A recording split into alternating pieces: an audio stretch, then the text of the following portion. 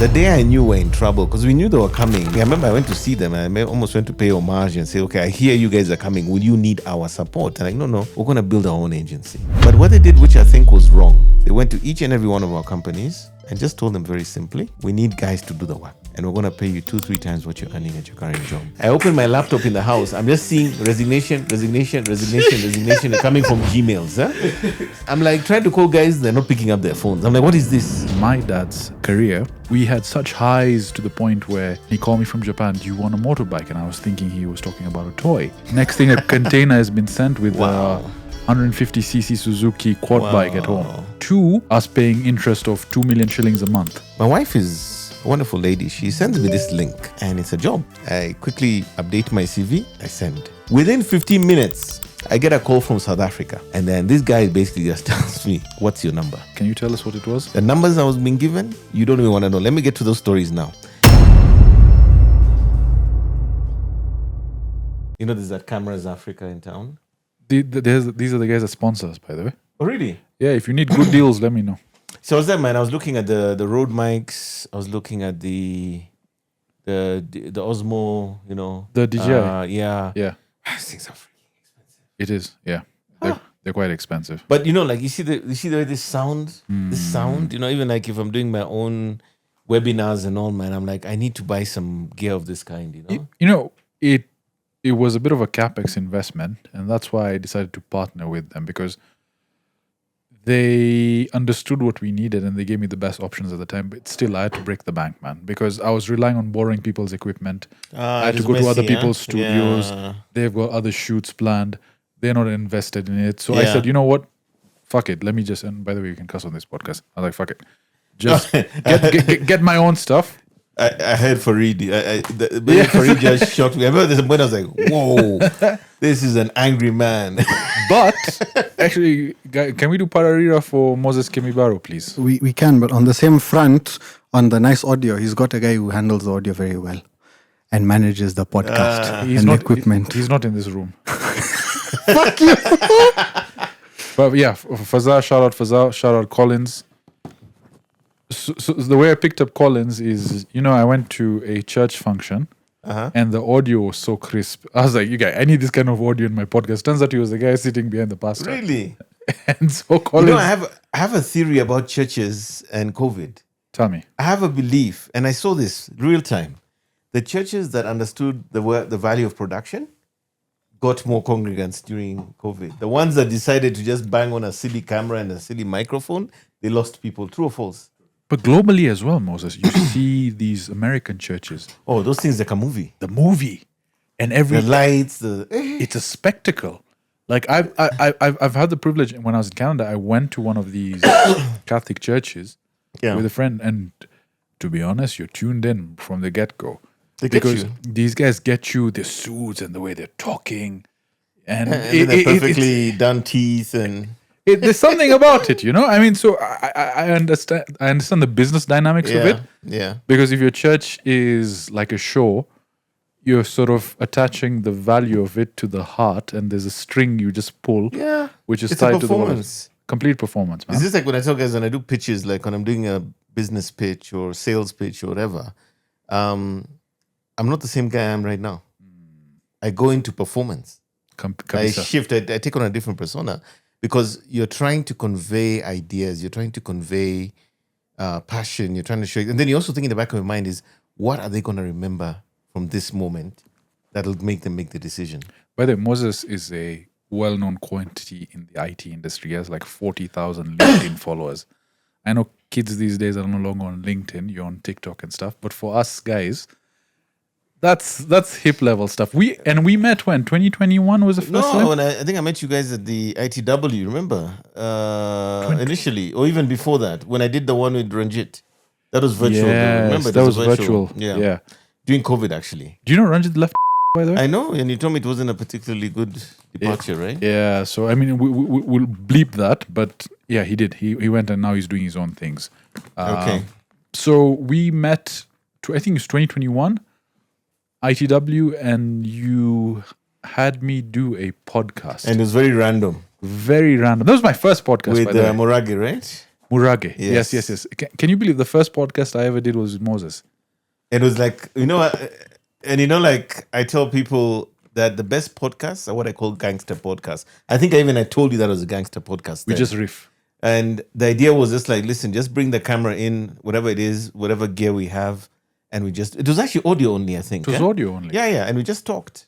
And I was so enamored by how easy it was for you to get me in to talk. Yeah. Because I already started doing the webinars and podcasts. Remember, I've been in sales my entire career, right? And I want to talk about this. This is the trajectory of you. In fact, I told you this offline that some viewers had asked for me to bring you on, and we're going to put that. We're going to put those comments up over here. That's so interesting. You've been a very interesting career in IT, in the IT space, and one of the interesting things you were mentioning out there is you started at Africa Online. Well, not really, actually. Before even Africa Online, let me tell you the trajectory. Yes. So let me go back to even the time when I was a teenager. No, not even a preteen. Nairobi based? Mombasa. I grew up in Coastal. Really? Yes, You're a Coast kid? Yes, Mombasa. Interesting. Mombasa Pwani. Wait, so do you have the Mombasa Swahili when you talk? Boss, nakwambia nikianza kuisema ile yenyewe ya huko ya ndani kutoka huko ziki Kiswahili ya huko ya bara. Yeah. But the funny thing is, it's when I meet my people of Mombasa that it comes back. It comes back. It's weird.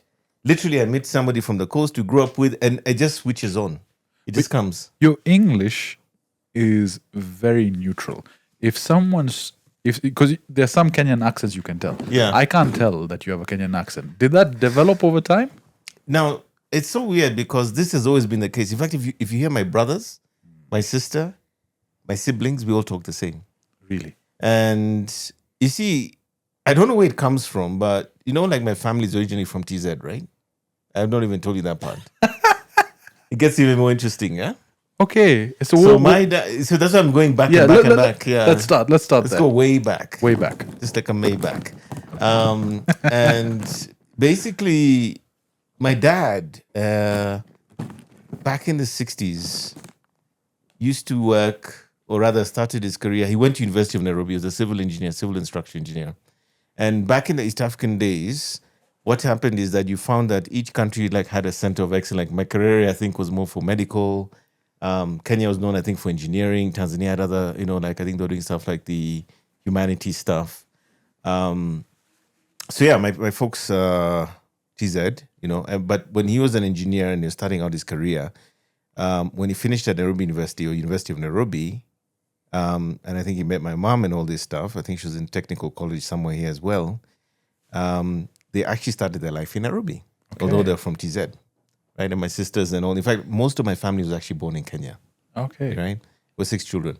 So the interesting part of this whole story is that when the East African community was breaking up, my dad at that point was an engineer moving all over with the East African Railways. So in one moment, he'd be in Mombasa, doing stuff at the port. The next thing, he'd be in Dar es Salaam. The next thing, he was in Tanga. The next thing, he was in Nairobi. So back in those days, engineers and resources were moved around all over the region. These are some of the things we lost when the community broke up because it was truly East African, right? They saw themselves, I think, as one common unit. Why? What was the breakup? There's so many things happening. I think there was the war in Uganda that happened. War Remember? Idi Amin? Yeah, the Idi Amin thing when he attacked Tanzania. Yes. And then there was a falling out with Kenya. Remember, there's even a plane that got stolen. You don't hear that story about the plane that got nicked? Really? Which plane? There's a plane that was flown, I think, from TZ to Kenya. The plane that actually started Kenya Airways was part of the East African community. Do you remember the resources were all joined? Joined, yeah. So when this thing broke up, I think one of the pilots, grabbed the plane in Dar es Salaam and he said something. And then they thought he was just flying around, but he basically hijacked the plane all the way to Kenya empty. And that plane is what became the first plane of the end, whatever. But basically, my dad was a casualty of the breakup of the community. So here he was working in this thing. At that point, he's in Mombasa, working for, I think, a company in engineering at the port of Mombasa, which at that point in time was East African Harbors and Railways. The guy was in a situation where, he's working for those guys, and then this thing breaks up. And what happened at that point also is that Tanzania went the whole Ujamaa route. the whole socialist thing, nationalism and all that. So he was a very smart guy. He figured there's no way I'm going back to that. So he liked Kenya. I think he liked what was going on in here. And, family, again, most of us were born here. And he just made a call. I mean, this guy was a bit renegade, but he made a call like to stay. And at that time he was in Mombasa. So there was a company at the port called Bertlin and Partners, right? A civil engineering consulting company from the UK. So these guys knew him, of course, because they're engaging, the way sometimes you see in Kenya, somebody works for the port, but it's a project by the World Bank, something like that, right? So they knew this guy. This guy is jobless. He's got 6 kids or something, which is another story there with 6 children. And he's jobless. So that, hey, why don't you come and just join us? So he hooks up with these dudes and he starts working with them. And then at some point the project finishes. Because remember, those are those projects where you're building berths at the port or you're doing something in the railways. And they're like, okay, Pole Sana, we're moving. And he's like, no, I'm still not going back. So somehow, and you got to remember this point in time, even the borders between Kenya, Uganda, Tanzania are closed. You could still go across, but it was a bit of a messy process. So not strict. Officially opened. And he's got 6 kids. And this is where I think the entrepreneurial drive comes from, because I remember very distinctly when I was very young, we went to good schools and everything. And the moment that job ended, things in the house changed. Before that, it was sausages and cornflakes, and you go to a school and the rest of the students are European and African and Asian. It was like, we're living a pretty good life. Of course, at the time as a child, you don't know. You're just like, Mom, how come we're eating blue band and kante every day?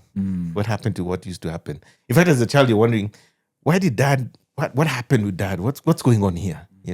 And I'm not saying that we're poor, but just you got a sense that something has shifted. Shift in life. Yeah, the quality of life was not the same.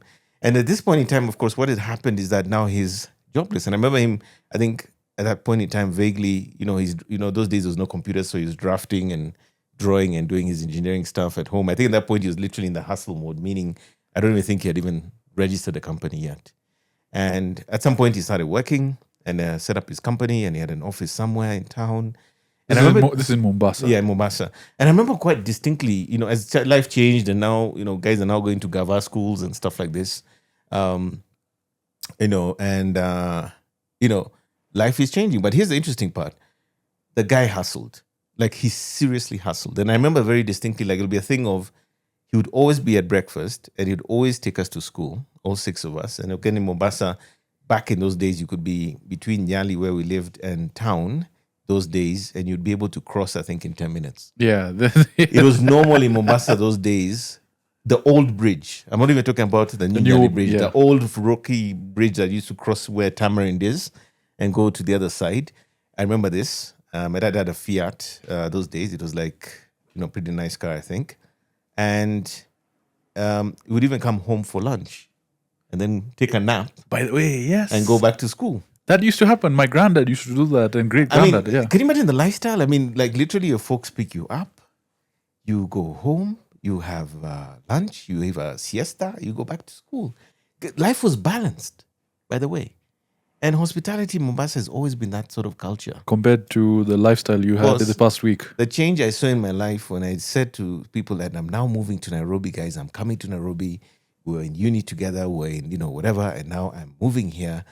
And I learned very cruelly and very quickly that Nairobi is not Mombasa, especially when I started now my living and, as an adult. Because you call people, you try and follow up, and they're like, you realize they don't have time for you. No one has time. And then over time, you become that because it's the environment that you grow in. But let me not digress. Let me go back to this story because there's something important here I want to mention that sort of forms the blueprint. So Dad is dropping you to school. Dad is taking care of things. Things are not as nice as you recall, but I think we're a happy family, we're a balanced family. There's no issue. But what for me was instructive was seeing this guy hustle, because he'd drop you in school, even do the lunch runs and stuff, or your mom would do it, but then you'd not see him until the next day. Remember, there's no remote work. There's no internet. So this guy's in city center, joboing probably until 2, then he comes at night.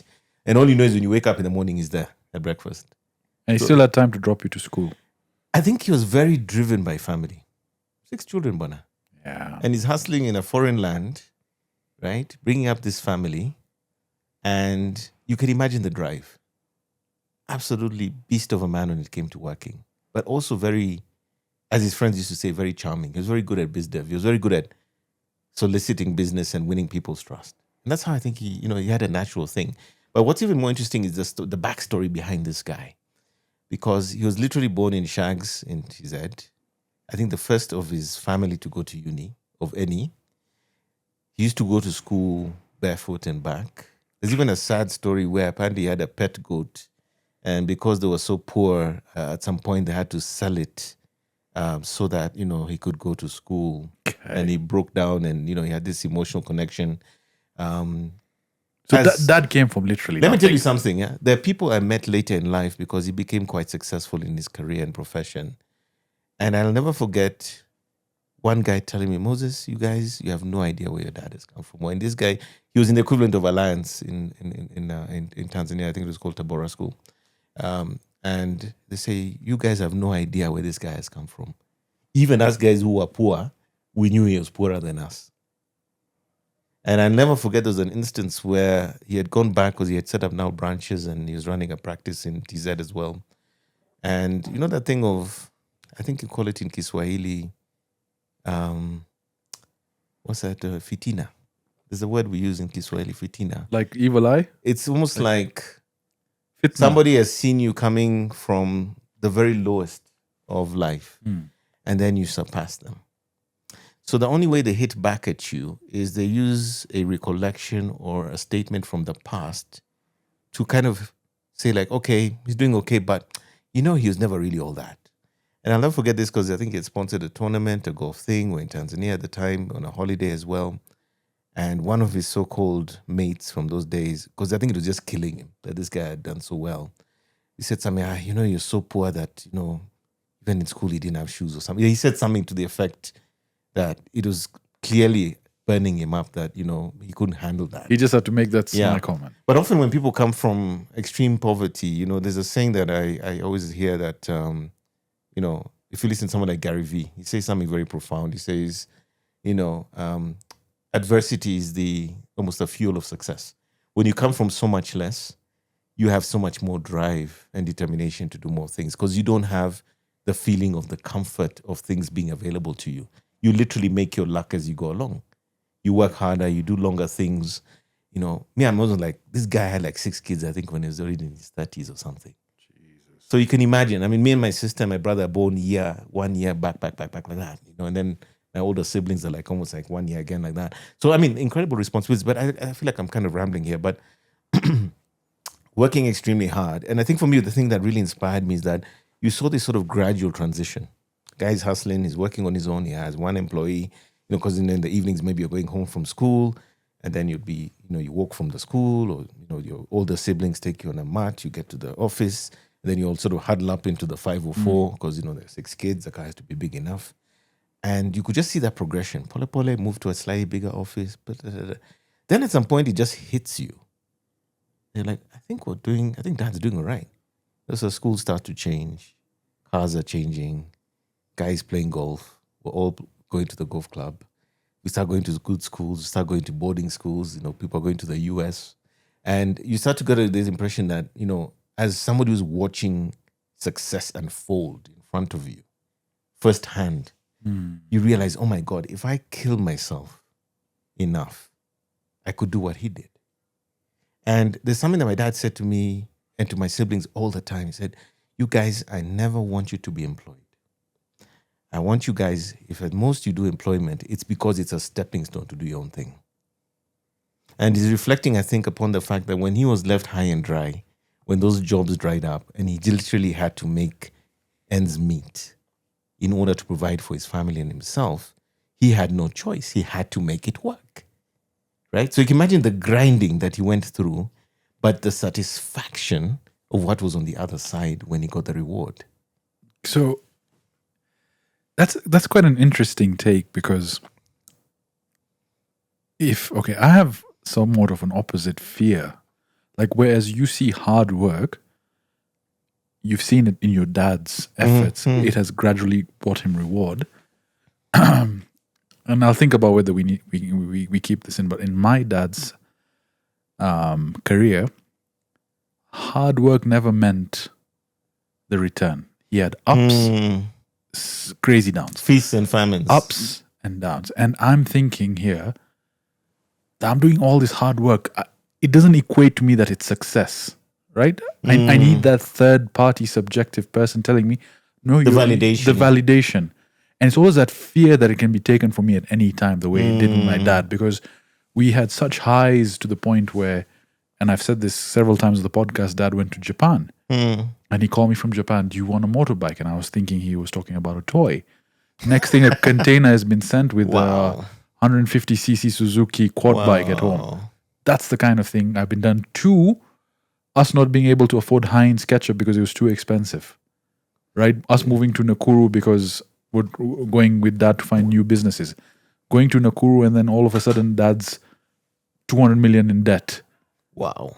Us paying interest of 2 million shillings a month. Wow. Right? And now having to move the whole family from an 8-bedroom house to a 2-bedroom house. Wow. And I was like, hard work, but what the fuck? So you see the fear that it has. So yeah, it's such an interesting take. And maybe we'll keep it in. But yeah, so sorry, I didn't mean to interrupt your train of thought. No, but I'm sort of, you're reflecting, you're seeing the different perspectives. So mine has got a similar twist, right? Because this guy does extremely well. In fact, for me, one of the moments that I was so inspired, and sometimes I reflect and I was like, man, you're literally like a spoiled brat. I just at some point I realized, my God, you had no idea. Now that you're an adult, you realize you were such a brat and he tolerated you, because often when kids get a little bit too much in life, they adopted a behavior of entitlement and they're out of touch with reality. What they don't realize is that the parents have made a world for them, right? But they have not been made for the world. Let me say it again. Your parents and your caregivers can create a world for you, which sometimes is an illusion of the real world, but they've not necessarily built you and made you for the world. Do you understand the distinction? And that is why I admire people, for instance, like I remember my son was in a kindergarten, and there was a family there who are in the horticultural exports business. And it was so funny because he'd go to school and then this guy would tell him, look, tomorrow I have to go to work. And he's like, these are like 5-year-old kids. Yeah, I go to my father's office and we work. There's a guy and a girl, they're twins. And they're like, huh, what? Yeah, he goes to work every Saturday. Can I also go to work? So my son was asking. I was like, huh? And apparently what they would do is work was you go to the place, I think they had like a pack house or whatever, the flowers and whatever they're doing.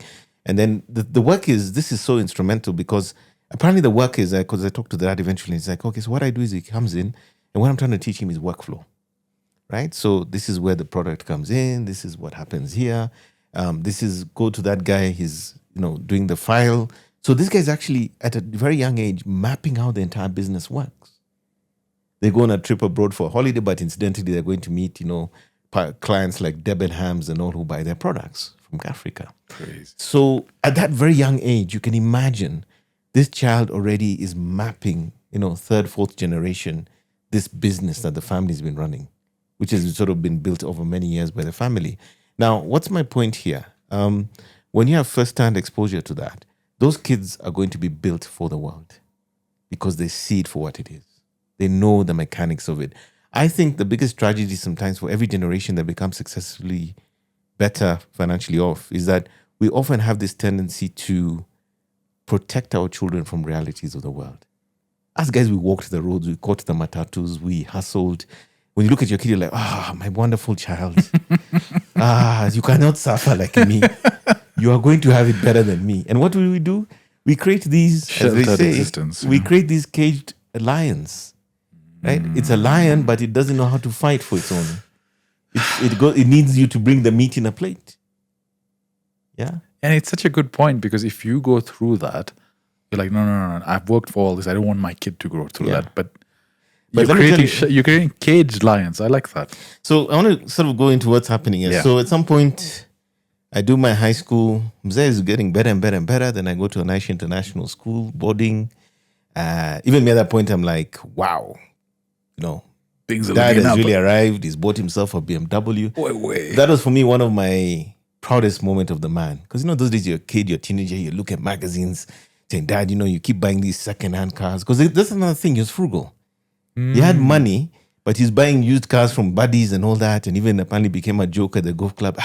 this guy's got money, but he doesn't. And if you read this book called The Millionaire Next Door, you will discover that the wealthy never buy a brand new car. Yeah, what is that? They buy a second or third hand, usually luxury German, Volkswagen, something well-maintained, safe, and they will buy that car and not have the overhead and the issues of a brand new car. Because when you buy a car pretty much brand new, you lose about a third of the value immediately. Correct. This man understood wealth. That's what I would say. Anyway, long and short of it, he bought a car at some point. That's only now you're like, okay, now this guy's arrived. You're going to a very expensive school up country. My siblings, the older ones in the US, in Canada, etc. So according to you, life is hunky-dory. Hakuna shida. And then what happens? He falls sick out of nowhere. And it was very tragic because I remember that time I was meant to go back to school, and the man falls like critically sick, like ICU level. Goes to the hospital in Mombasa. They airlift him to Nairobi. Meanwhile, I'm transitioning to another school, I think, up country. And here's the thing that blew my mind when I think about it later. This guy is falling sick. Hakuna medical insurance. Things are being paid out of pocket. That's the kind of cash you're sitting on, apparently. Jesus. And people in the US, 3 siblings. 3 siblings are in high-cost schools in Nairobi. We are flying in and out, And yet the machine he had built at that point in time was throwing off so much cash, it kept everything going, including paying for his medical bills. Now, I also give credit to my mom. Yeah, she was a secretary by training, a good administrator. She was kind of holding it together as best as she could. But slowly by slowly, the slide begins. Because remember, this guy was incredibly good at biz dev. He had people working with him, but he was the rainmaker. Okay. So quality of life gradually and slowly starts to decline. Pole too.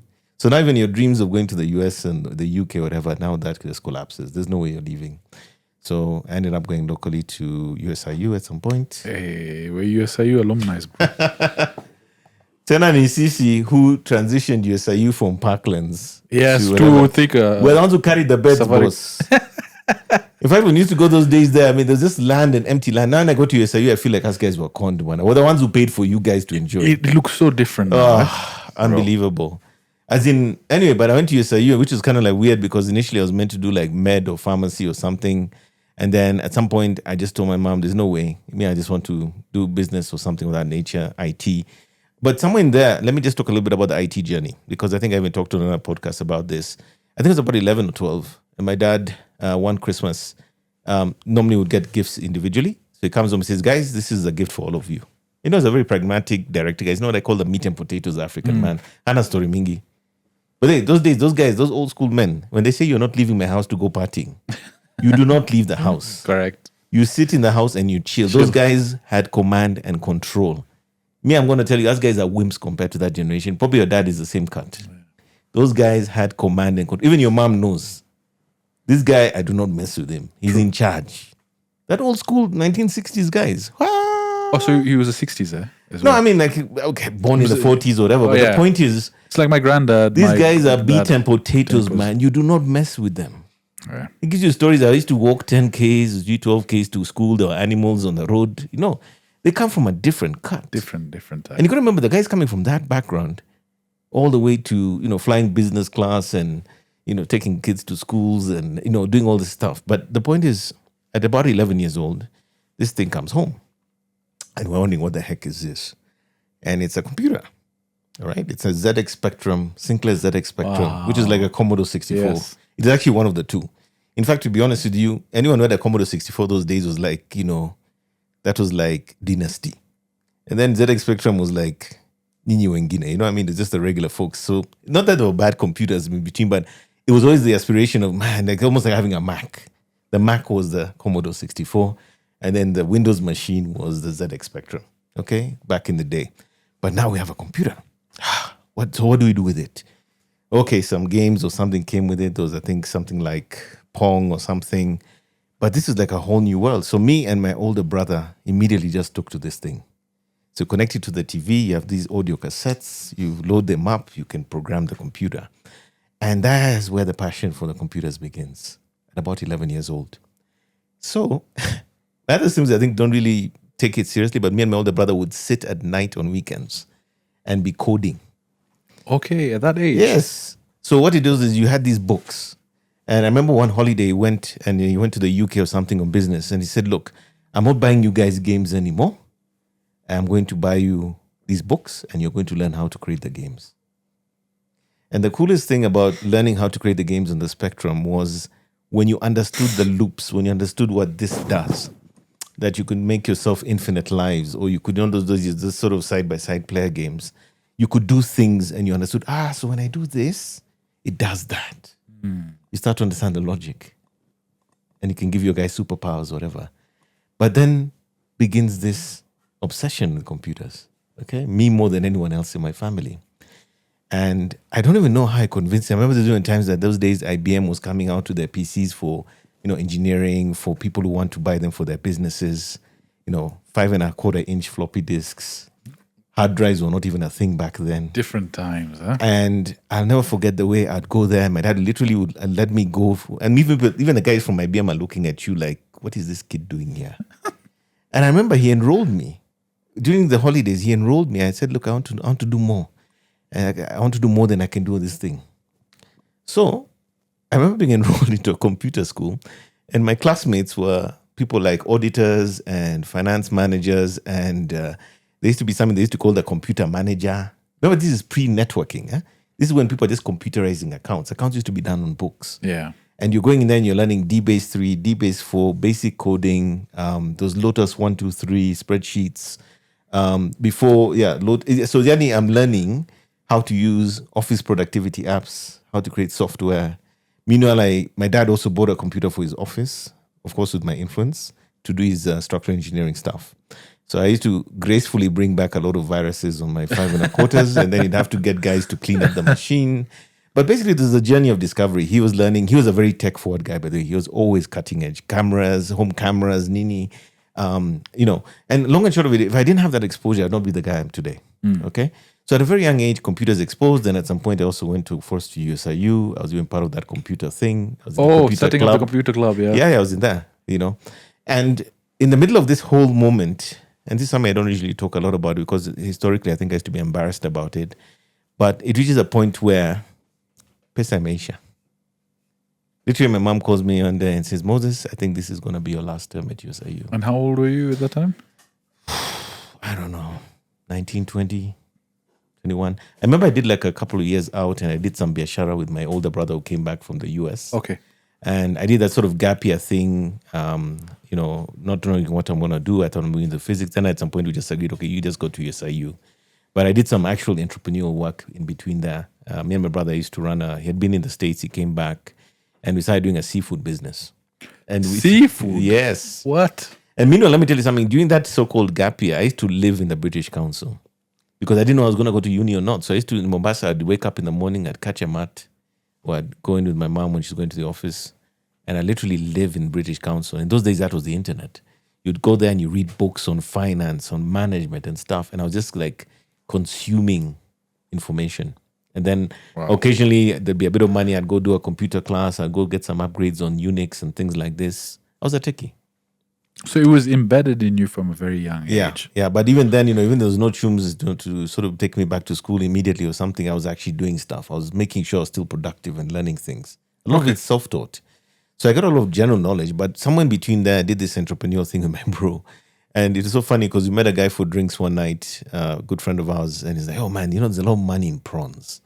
I'm like, And maybe it's those things when people are drinking and getting drunk, you're like, that was a good idea. The best business ideas. So as it turns out, we figure out there's a supply chain from TZ. We have a cousin somewhere in Tanga. So what we'd do is we'd cross in the mornings, go to TZ, to a place where you could source this stuff from a village. The most incredibly undeveloped, beautiful, pristine beach. And there's a guy there who has deep freezers, and he's got this collective that come and bring him this prawn, which was such high quality that what we do is they freeze it and everything, and then there's a way you pack it without cooler boxes. You cross the border, you pay your taxes, and you bring it back the next morning, take it out of your deep freezers, walk into... I remember the first time we went into Tamarind, because initially we started selling off to people who didn't appreciate the product or knew the value, but we didn't. So we're making losses now. We didn't know what's going on there. I was like, you know what? Let me go to Tamarind, because we had like a couple of deep freezers full of product, and we just couldn't seem to sell it, because it's that time when those I think there was that violence in Mombasa. There's a time Mombasa had some tribal, what was it? Was it Kayabongo or something? There was something that was happening where people were getting killed and it affected the tourism that whole region badly, from Diani all the way to Malindi.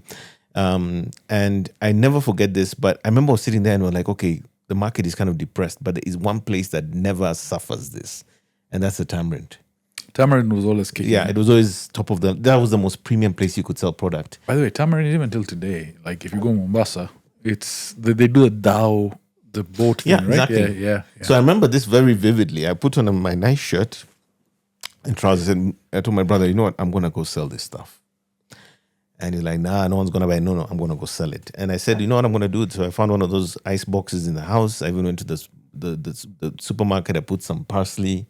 And then I had my different prawns. So I had what they call the giant, which is like the big thing. Massive, huh? Yeah, huge. And then you have the special cocktail, the different versions. I put some ice, made it look beautiful, Juakali, but, drove over there with the little Suzuki. That was also like our pickup. So we literally had pulled the back seats out. And that was where we would load our things when we crossed the border. And I went there and I said, I want to see the head chef. And even them, they're looking at you like, what's this Kijana doing here? So I said, I've got some product to sell. These are the quantities, here are the samples. And I remember the guy just looked, he broke, if you want to tell a good prawn, you break the neck and you smell it. And it's the smell that tells you whether it's fresh or not.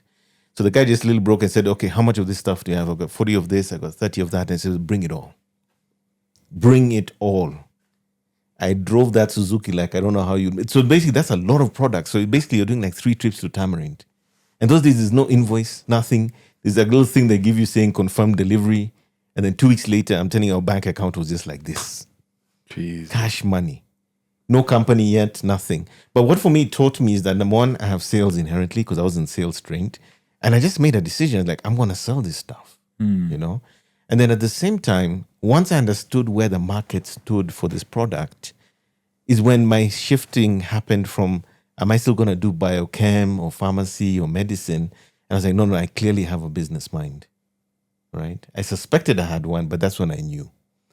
And that's when I told my mom, you know what? I'm not going to do that stuff. I'm going to do business. I'm going to go to USIU to do this. That's when I went to USIU. So anyway, the business collapsed, whatever. We closed it down with my bro and went to USIU. And then the plug gets pulled. You can't go back to school. You can't go back to school. Of course, at that point in time, you're not telling your buddies that's the real issue. You're just sort of not there. And then you're kind of doing stuff. And somewhere in the middle of all of this, because of the computer and stuff, I'll never forget this. I think I don't know where I was. So this is now somewhere around the beginning of the internet. And we're hearing about it. We're learning about it. And I'll never forget this. There was a magazine cover at the time that Netscape did the IPO. If you ever heard of a company called Netscape, Mark Andreessen. This was 97, 98? Way before. This is probably 94. Okay. 94, 95, somewhere there, maybe 95 perhaps. And this thing has done the IPO. And this guy, Mark Andreessen, who is now Andreessen Horowitz, the venture capital guys, was my age. He was like 23 or 22 or something. And he was the guy who developed the very first web browser, Mozilla. What was known Mosaic, which then became Netscape. Netscape, yeah. And this guy was a kid of 22 or 23 or something, and he was worth $41 million that day. Now, let me tell you something.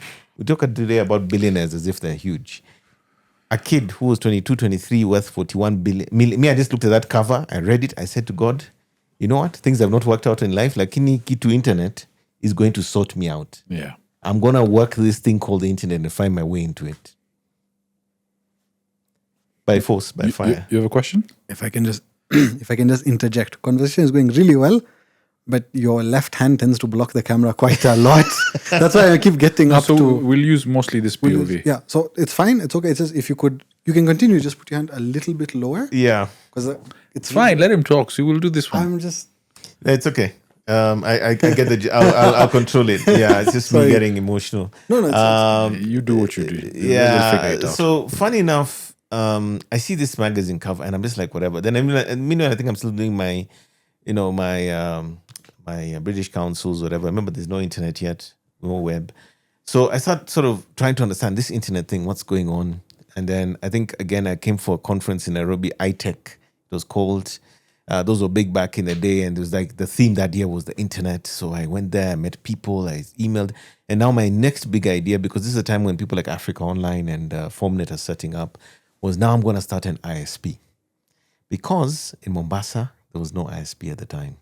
Were people relying on satellite, or even satellite wasn't there? It was satellite at that point, but you had to get it through Longonaut. Remember Longonaut? Yes, those big. The original Longonaut, which is completely derelict now, by the way. And then you sort of buy a circuit from Kenya Post and Telecoms, and that's how you do it. And I'll never forget this, because I think at that time I came for that conference, I went to ARCC, Africa Regional Center for Computing. And then I met Shemo Chwodo at the time. And he was one of the people who was interesting, because he was like, look, I can give you a line into Mombasa. Those days you'd have to get maybe an analog line. There wasn't a digital circuit. There's something they used to have called X25, which was a protocol for connecting. And you're saying, look, I can bring you this there. Then I wrote a business plan. I tried to get funding. There's a guy who's coming from the States who's like a family friend through my older brother. He had been in computer science, I think, at Carnegie Mellon. And he was meant to bring like a Sun system server, which we were meant to then use to run the ISP. So I'm trying to sort of do this stuff. My family's trying to cobble money. This is all learning through reading. As you go. And I'm just trying to figure out, how do I get this thing off the ground?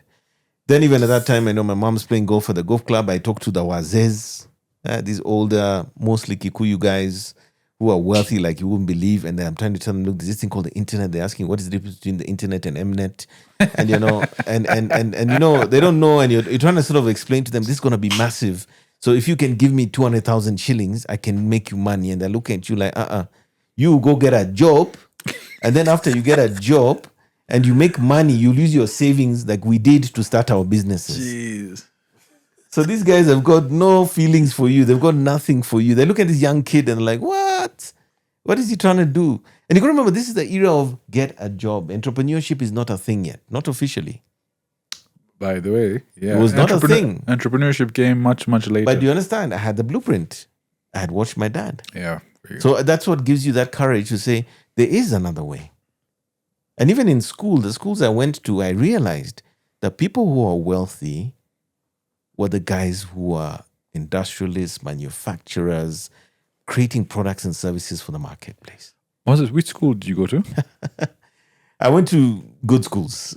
Nairobi. We can bleep them, but was St. Mary's one of them? No. I was actually, okay, O-levels I went to Imani, which is a school in Thika. Yeah, it's a boarding school. And then for my A-levels, I did those at Hillcrest. Hillcrest was a nice school. It was a very good school. Very I can't good afford to take my kids there right now. Yeah, I'd love to, but I can't afford it. Are crazy. But so I can imagine the kind of education that you got was also impactful. But also it's more than education, it's the exposure. To different people, different cultures, different Yes, because I have friends all over the world, different cultures, different people. I mean, I have friends everywhere. And you know, that again is a gift, by the way, because when you go into the world and you've had that kind of exposure, I'm sorry to say this, but sometimes if you don't have that exposure, you don't know what you don't know. And it can be actually very detrimental, especially when I see young entrepreneurs in Kenya who are not exposed.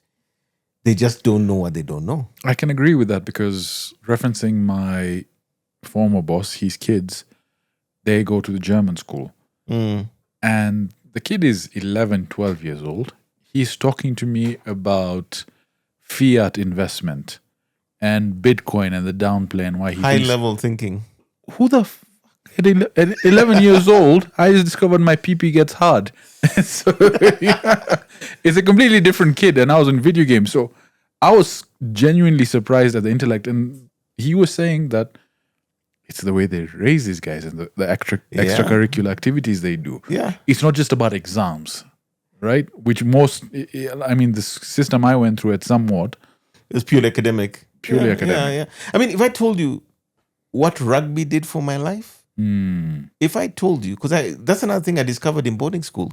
I never went in Mombasa. We never had like rugby clubs. It wasn't a rugby town. It wasn't a rugby city. And one of the gifts that I got in life was when I went to these schools is I was mostly overweight most of my life. Continue to be, as you can see. But the point at the end of the day is somewhere in the midst of all of this, because, I sort of started, taking care of myself better. I got into sports in boarding school. Really into sports, like seriously into rugby. And in that boarding school, rugby was like religion. Football was like, but rugby was like, if you're a cool guy, you play rugby. And I didn't know I had a talent for these things. So I got into rugby. They're like, you look like you should be a prop, or you could be a hooker, or you could be, a flanker, and I start playing the game. I learn the game. And lo and behold, it turns out that I'm actually fucking good at it. God, did I just say that on a podcast? It's okay. It's the first. I never do that. It's okay. You see, eventually all the guests will say the F word. That's the point of coffee. And you have no idea what I did for a kid who was mostly overweight most of his life. I got much fitter. Give confidence as well, right? And then you actually figure out, oh my God, I can actually play a sport really. This sport was like made for me. I didn't need to be fast. I didn't need to be agile. I just needed to be very strong and understand the rules, and I could be exceptional in that position. Rugby did that for me. But what rugby did beyond that, as I was growing up, self-confidence. Obviously in boarding school, I learned how to be more independent. And then the crazy thing about it is the things that rugby opened up for me, you won't even understand.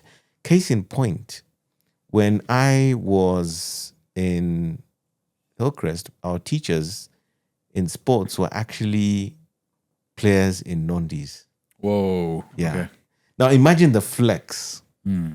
On weekends when guys are, doing high school things, your teacher tells you midweek, by the way, Nondis B have a few gaps this weekend. I'd like you to play. You three guys, I want you to come with me on Saturday. I'll pick you up from boarding. And you'll play in the rugby game in the Nondis B team, which usually used to play before the A team during the weekend. And then after the game, we'll bring you back to school. Crazy. Now imagine the flex on Monday. Guys asking, what did you do on the weekend? Yeah, man, I was playing University of Nairobi B team. And I said, what? So your life now is you're so good that you're playing in club level rugby at high school. Do you know how? You guys don't understand this. This was serious. I mean, there were times there were pictures in the papers and stuff, and you're there. Then I played in the Prescott competition. We were playing people like, RVA. We were playing people like Saints. And we beat Saints when they came to our house. We beat RVA when they came to our house during my time. Do you know what that does for you in school? In high school, you're like a freaking legend. Your stock rises. Yeah, then you land in uni. Guys already know that guy is of rugby. You already have a position in the rugby team. Although when I got to USIU, now I met big guys. Oh, big. In fact, at USIU had guys who were so good, they could not play for the USIU team because they were already playing for the club teams. Club teams, yeah. So, in fact, we were pissed off with them. We're like, you guys, how can you not play for us? You're playing for those guys. No. Me, I'm at this level. Yeah, at the club. Yeah. So anyway, I get to USIU and I'm playing my rugby stuff and all. And this is the funny thing. I get into it. We're playing games. And then over the years, of course, I even in Mombasa, when I went back to Mombasa, I was playing for Mombasa Sports Club. So rugby just opened my life up in so many ways, sports-wise, relationships and all. But here's the crazy part. I'll never forget this because at the time that I was working, when I first started working at FormNet, after the Biashara, after uni things, and I'll give you a story there about how I ended up at FormNet at the time in Mombasa. Very interesting story. Is Africa Online needed somebody to come in who could do sales. And me, of course, I'm there. I'm doing my work, but I was out selling them like 3-1. Why? Because I had my golf network through my mom. You play golf as well, right? Yeah, I was playing. Well, I was doing a bit of playing then, but I spent time at the golf club, right? I was a member. So through my mom literally was like my sales biz dev. She was like, here's my son. He'll talk to you about that internet thing, And literally you go there, you talk to an MD, a TE executive. Yeah, we need this thing in the office. The fax machine is costing a lot of money. So I'd go there, close 5 accounts. And the guys in Nairobi are like, the eyes are popping. Like, there's a character in Mombasa who's outselling our guys in Nairobi. How? It is that network, that network in a small town. So I'm closing sales, man. As they say, I think it's breaking necks and cashing checks, as they say. And I'm doing the business on the ground. And Africa Online literally just, a friend of mine was working there, the competition, but I played rugby with him in uni. So this guy goes back to Nairobi one weekend and he says, you know what, there's a guy in Coast who's killing us. And Africa Online actually had a better product than FormNet at the time, to be honest. And he says, we need to bring him in. He knows this town. He knows the networks. He's one of them. He's not an import from Nairobi trying to sell to them. This is a guy who can say, oh, my son, you're here. Let me give you the business. You understand that network thing? Yeah. So the guy goes to Nairobi on one weekend during his breaks, goes to the office. Back in those days, we used to send CVs written and printed in letters. So he goes into the HR cabinet or something, hunts down my application letter from many, many months ago, puts it in front of the guy who's head of sales and says, you must hire this guy. I then get the offer to join Africa Online. But here's the crazy part. When I was at the previous company at FormNet, I even had a company car, a pickup. So they gave me the car to use. After work, to work, whatever. So you can imagine I'm a young guy, I've got my shades on. I'm selling internet. Africa Online eventually became? FormNet in Mombasa was acquired by Africa Online at some point. Yes, that because remember it's like a franchise at that point. And then the family that's behind it, they're called the oh my God, how can I forget their names? But that family that owned or had done a deal with FormNet to resell in Mombasa decided to move from FormNet and now work with Africa Online guys. So they moved all their accounts across. And that's another story for another day. But interestingly, just wanted to say that I was brought into the company because of rugby. Amazing. And then suddenly also my rugby network on the ground would pay dividends. Guys are working in senior positions in certain companies, and I became the internet guy.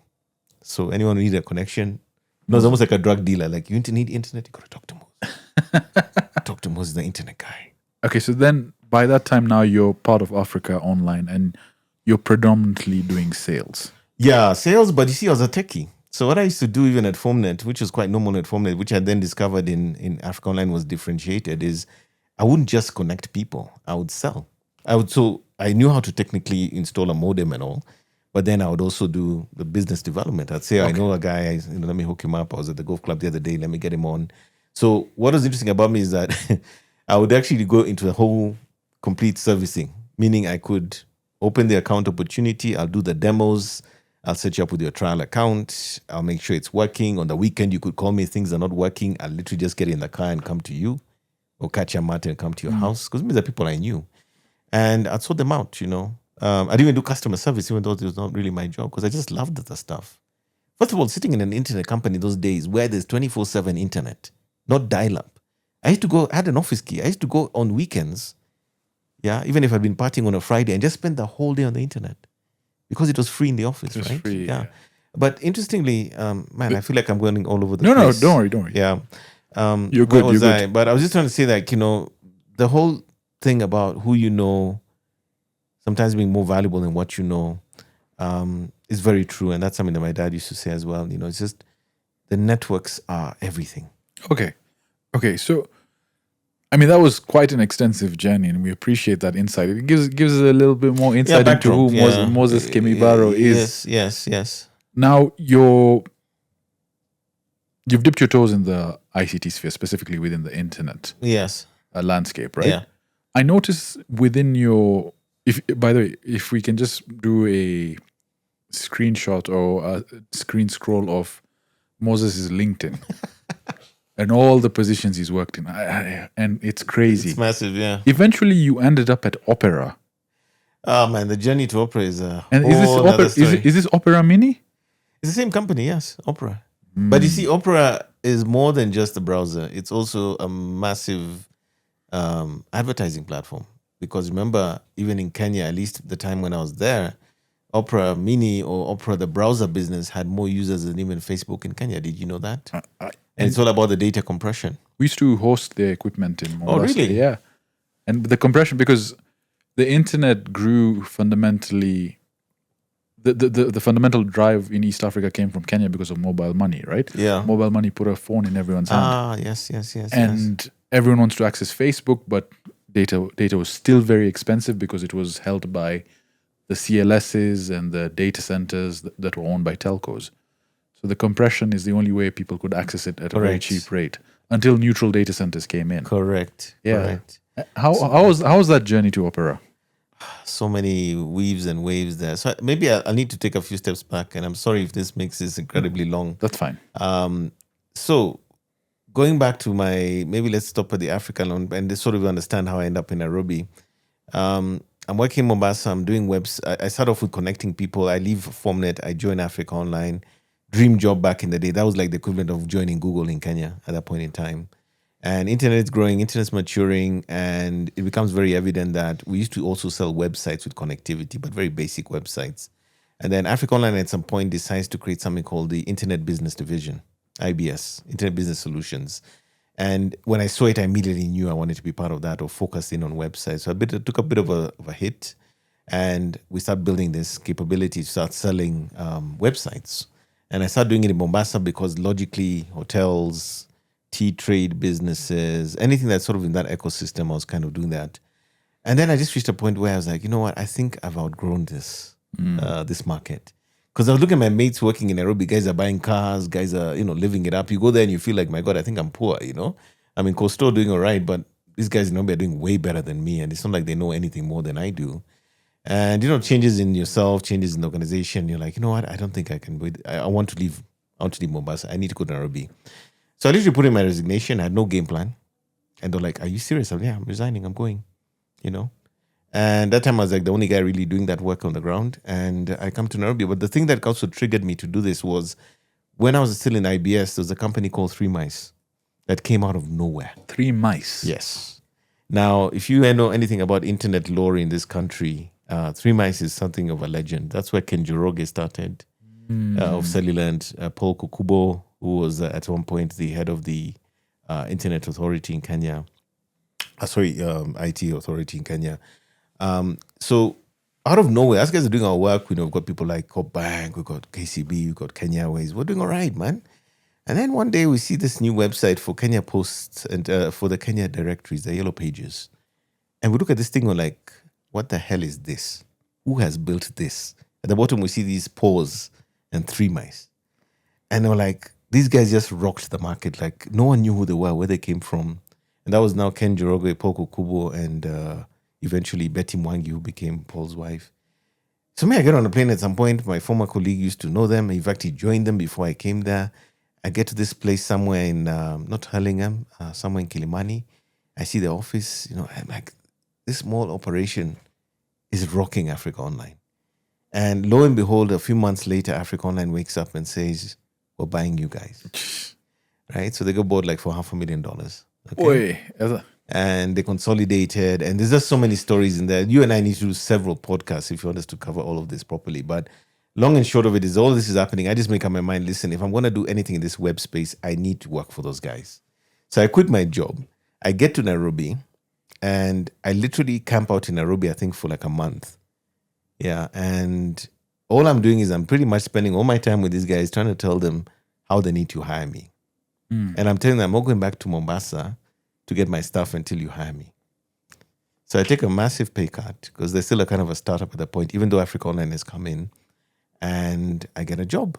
And one of the most instructive moments of that job was the day I arrive in Nairobi. I kid you not. Literally, I've just put my stuff, I think, at Nairobi Club. I'm still looking for a place to stay or the place I'm going to stay in, which is essentially a bed sitter in Kileleshwa. Still organizing myself. The day I land to work, we have a few meetings out of the office. I come back and I'm telling Ken Njoroge, hey, Ken, let me go sort out my things. Like, no, Moses, we need to work on the proposal for this potential client. And I'm like, what? I've just come from Mombasa. And, no, please just stick around. Whatever. Me and him worked, I think till 3 a.m. My first day at work. And then went back to where I was staying, freshened up a few hours later and we're pitching the next morning, like at 9 o'clock or 8 or something. And that was instructive because Ken kept telling me, Moses, we have to do this because what if this is the one moment, this one move potentially transforms our business here? And when you want to understand the successful people in technology, look at someone like Ken Njoroge. It is not by chance that what he did with Cellulant is what it became. That guy hustled, right? And that day one at Three Mice was every bit of the instruction that anyone should ever know, that he just knew that this is what we need to do if we're going to go to the next level, But then I worked with them for a while. It went really well. I learned so much, got so exposed to what the web was and what it was becoming. Was it a large company or very small? When Africa Online came onto the scene, it became huge. Okay. And also one of the things that was happening at that point in time is this was the time of the portals and websites like Yahoo and America Online and stuff. And basically AfricaOnline.com was already that. It was a huge threat in terms of traffic. So at the time, I remember Africa Online was trying to build the new portal, as they were calling them back in those days, for Africa. And they were trying to do this in a way that they were talking to companies like in Europe called Icon Media Lab, which is like the most incredible digital agency back in those days. And this is during the .com boom, by the way. Websites were being sold for $3-4 million, right? And they were like, okay, we want to build this thing properly. We can't. So what they did is, which is so clever by Africa Online, they bought 3 mice, knowing that they're going to use 3 mice as the execution engine for this portal they needed to build. Now, think about it this way. Are you going to spend $3-4 million working with an agency from Sweden? Or do you simply hire the best local digital agency, ingest them into your business, and then they upskill in terms of get more staff members, and they do the same work as part of the price that they paid to buy you, which is $500,000. Is that brilliant or what? You got a better deal there, 100%. So all of this is happening, and I start working for them. I do my time, and increasingly what tended to happen there is that I would notice that I'd go for pitches because now we're like the best, the grandest company for building websites. And you'd meet these guys who are smaller businesses and look, man, I don't have $3,500. Yeah, which is, I think, our baseline those days. But I do have $2,000. Can you help me? Can you help me? Can you help me? Can I look at them ethically? I'm like, no. And then at some point, I'm just like, what am I doing here? And somewhere along the way, things started to happen in my own life because I remember soon after that is when my mom, one of the things that happened around that point is my mom, of course, I was the only one in the country at the time with my mom. Yeah. And she was in Mombasa, I was here, and I was kind of like taking care of her remotely. And she started having medical issues. How old were you at this time? I don't know.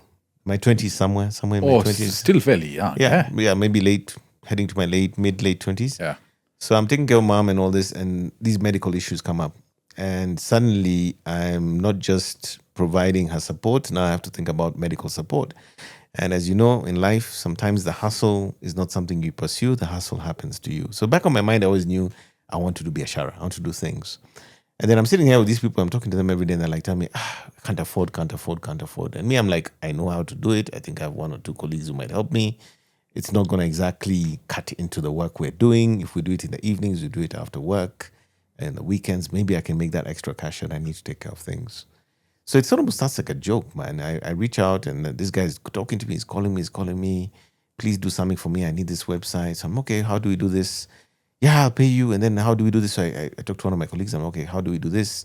And we're just trying to kind of figure out how do we do this in a way that doesn't compromise our day jobs and everything. So we figure it out. You need lunch breaks, evenings. We start visiting these potential clients. And even the first checks were getting the payments, cash payments, and it was just very random in a way. And suddenly the beginnings of something start to happen. And I'm starting to build a reputation. I'm getting referrals. I'm working my ass off in the evenings, on the weekends. And lo and behold, it reaches a point where something is happening. And as things are happening in this sense, I'm looking at the day job and I'm starting to sort of get that pull, the thing that my dad was telling me, like, why don't I pursue this self-employed thing? So I'm doing all this work, and at some point, we're doing such an excellent job. And I think at this point, I incorporated the company. Even when I wanted to bank the first check, I had to borrow money from a friend because those days you need like a minimum of 50,000 shillings in the bank account to open the bank account. What? Yes. Okay. I remember Standard Chartered, you needed 50K before you had to fund the account in order to bank a check. And then once the check cleared, which I think checks used to take 2 weeks to clear those days, you then, I sent the money back to my buddy so that, I could pay him back for giving me the money to open the account. Seed capital. Compared to like Pesalink we have these days where you just... My friend, seed capital to open a bank account. Jesus. And long and short of it, the company's rolling and I started having a bit of a reputation. I'm doing this stuff, chini. And then one day, one of my so-called clients, there was this wonderful nightclub in Nairobi called The Pavement. My boss happened to be there at the same time. This lady is drunk. She rolls up to him and tells him, man, that guy of yours, Moses, is excellent. He's doing such a wonderful job for me with my website. This is obviously off the record. Lo and behold, my lawyer, who had actually registered my company, seems to be sitting in earshot at that moment. So he walks off to some corner, calls me, and I'm having, pints with my mates somewhere else. Moses, whatever you're doing, sober up.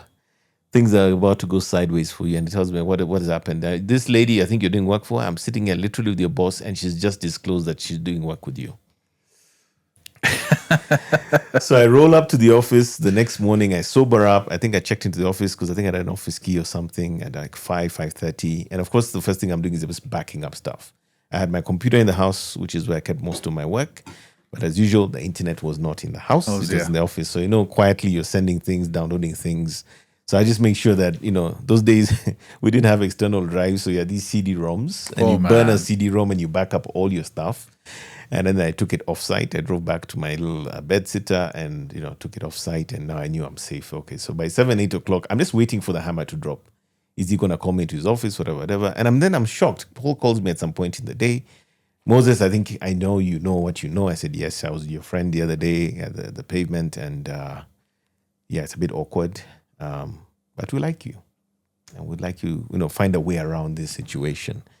And I'm like, what? And, I'm just like in shock. And I'm like, are you serious? It's like, yeah, you're valuable. You bring value. You do work for us. And I know you're going through situations that maybe you need more money, And he was trying to kind of reconcile it. Yeah. But in the back of my mind, it's almost like at that point, the ship had already sailed in the sense that in my mind, I'm kind of like, whatever. And at this point in time, by the way, in my life, I'm now in a relationship. I got a baby coming as well. Many things are happening. So I'm kind of like in this weird situation where I now have to be entrepreneur without a choice, And I'm like, this is the moment that maybe I finally move forward. I'm actually winning some really good accounts now. I'm starting to move that threshold where I might actually get into competitive territory. And it just seemed like the right reason to make a clean break. So at some point, I think later that day, I just said, look, I think it's best we pull the plug, put in my notice, and now we go entrepreneuring. So you actually, from this side hustle, you can now see a place where you make more than your employment being. Well, I think at the time, you can imagine the extra money because you still have your day payroll, you have your paycheck and all that. So this becomes kind of extra, but you're working weekends, you're working during the day, you're doing that extra work to support those clients. But I could now see a pathway to being an entrepreneur full time. And in the midst of all this, by the way, the funniest thing that happened is I remember very vividly is I went literally to my clients. People I was even boarding. I remember even I picked on the last day I worked, I went and picked a check. I went to pick a check to bank for the company. As in those roho safi, as we say, right? I was not that devilish employee trying to steal things. I literally was trying to make sure I live in a good way.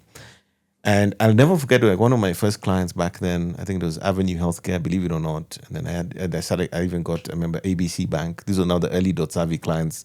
Man, I was doing premium clients from day one. Yeah, ABC Bank, this was, I'm assuming, early 2002, somewhere there. Really? Yeah. Okay. So these guys are coming at me because, I meet people socially, we're talking, and then that same thing will come up. How much do you charge for this? You're nyingi sana. But I'm like, okay, maybe I can do it for, 200, 300K. Would you mind? Yeah, why not? So I'm picking up these clients who would never have come to us anyway. But long and short of it is, I have these clients already to sort of give us the seed capital. And in the midst of all this, I'm talking to my lawyer, who's kind of like my confidant and my good friend. He's like, oh, but there's another dude called Robert Koech, who's actually in St. Mary's, by the way. And this guy just come back from the States. He's done electronic engineering at Northeastern in the US. Very good in engineering university, computer science and stuff. And he's just come back. He's setting up some kind of, IT consulting or something business. Why don't you guys hook up? So he introduces us. We have drinks. We talk. I go visit his office. Guys has like a swank office in Westlands. Why does Robert Koech sound very familiar? He worked with me for years at .savvy. He was my co-director at .savvy. Which business is he part of right now? His main line of business is they have a tea farm in Kericho. Okay, so he's not I think maybe. And then they had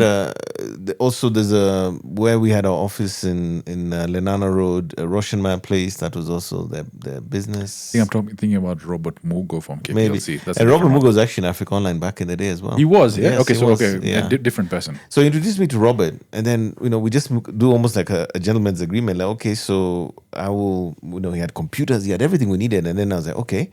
So now I have the opportunity to start up and partner with somebody, and we do the share swaps, whatever it is. And the lawyer, who's our mutual friend, does all the formalization. And now we have a company. We even have a freaking office, And I got this baby on the way soon, my daughter. And now we're moving. We have a business here. And then, as is always the case, I talked to some of my former colleagues. Some have already left my former employer 3 months. Some I poached and brought them now into my business to now do the work that, of course, we're getting the banks. We're getting a few interesting clients. Very early days, of course. When I look at those quotations, sometimes I laugh. Those figures are so modest. This is for website development. Internet those days was websites. End of story. There's no social media and stuff as such. And so you were doing everything from I mean, the look and feel of the website. Yeah, I mean, we got designers on board. We had some really good team members, even in the early days of Dotsavi. You probably know a guy like Fadi. You know Fadi? Fadi sounds very familiar. He's part of this, which internet company the right Arc. now?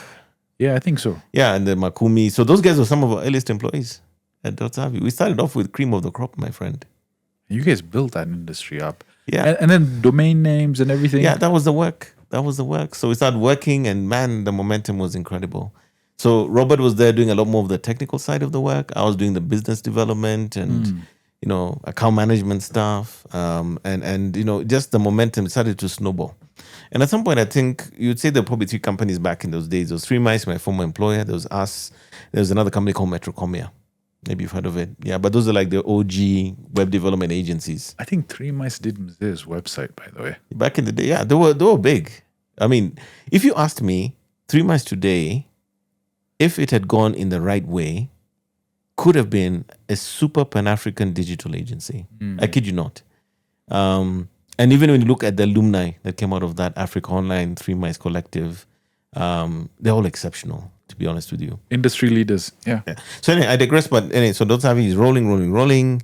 And then interesting things happened along the way. So we started getting into a point where the ad agencies woke up, the scan groups and all woke up.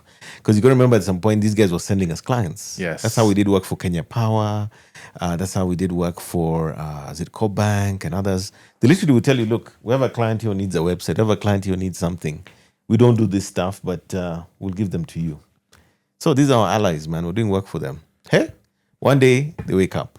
We can do them ourselves. Hey, so they started an agency called Squad Digital, if you've heard of them before, under Scan Group.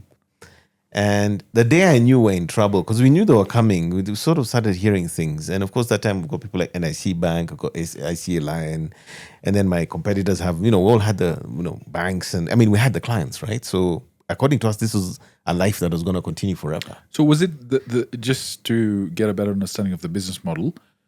There was an initial capex investment, but there was also maintenance. Yeah. A big part of the revenue, especially when we kind of understood it, because then if you just did project-based revenue, you had what I call the feasts and famines, right? You had a good account that paid you this amount, and then once you're done with the project, what then? Hosting was minimal money. So managing websites, supporting websites became and continues to be till this day a very good piece of business where you support them, you manage and all this. So that was how you made your recurrent income. Okay. But anyway, so one day these guys wake up, and when they're coming, I remember I went to see them and I almost went to pay homage and say, okay, I hear you guys are coming. Will you need our support? And no, we're going to build our own agency. Damn. And the day it happened is the day I remember being called by the marketing manager at NIC Bank, which is now NCBA. She calls me and says, Moses, we have a meeting. Something is changing. We get there and I meet the guys who I had met at Scan Group at the time. I don't know if his name was Kamal, but it was a very original guy who was running Squad Digital. And then they're talking to us. And you're having an out-of-body experience as your client is telling you that, so we are you are handing over work to them from this week. I'm like, what? And they're like, yes, they're going to be handling whatever. Then he's telling them, okay, thank you so much for giving us the opportunity to handle your business. Dotsavi will make sure this transition is as painless as possible. And you're sitting there saying, what? And then now every other week, NIC Bank, ICA Lion, Kenya Power, ding, ding, ding, ding, ding. You're losing all these accounts. Was massive at that time, huh? Yeah, but you got to remember they're handling Coke, they're handling all the biggest names. The only thing they didn't have was a digital capability. But what they did, which I think was wrong, is they brought in the accounts, but they had no internal capacity. So once they'd locked in the accounts, the next thing that happened is they went on a raid. They went to each and every one of our companies, Metrocomia, 3 Mice, and ourselves, and just told them very simply, we need guys to do the work. And we're going to pay you 2-3 times what you're earning at your current job.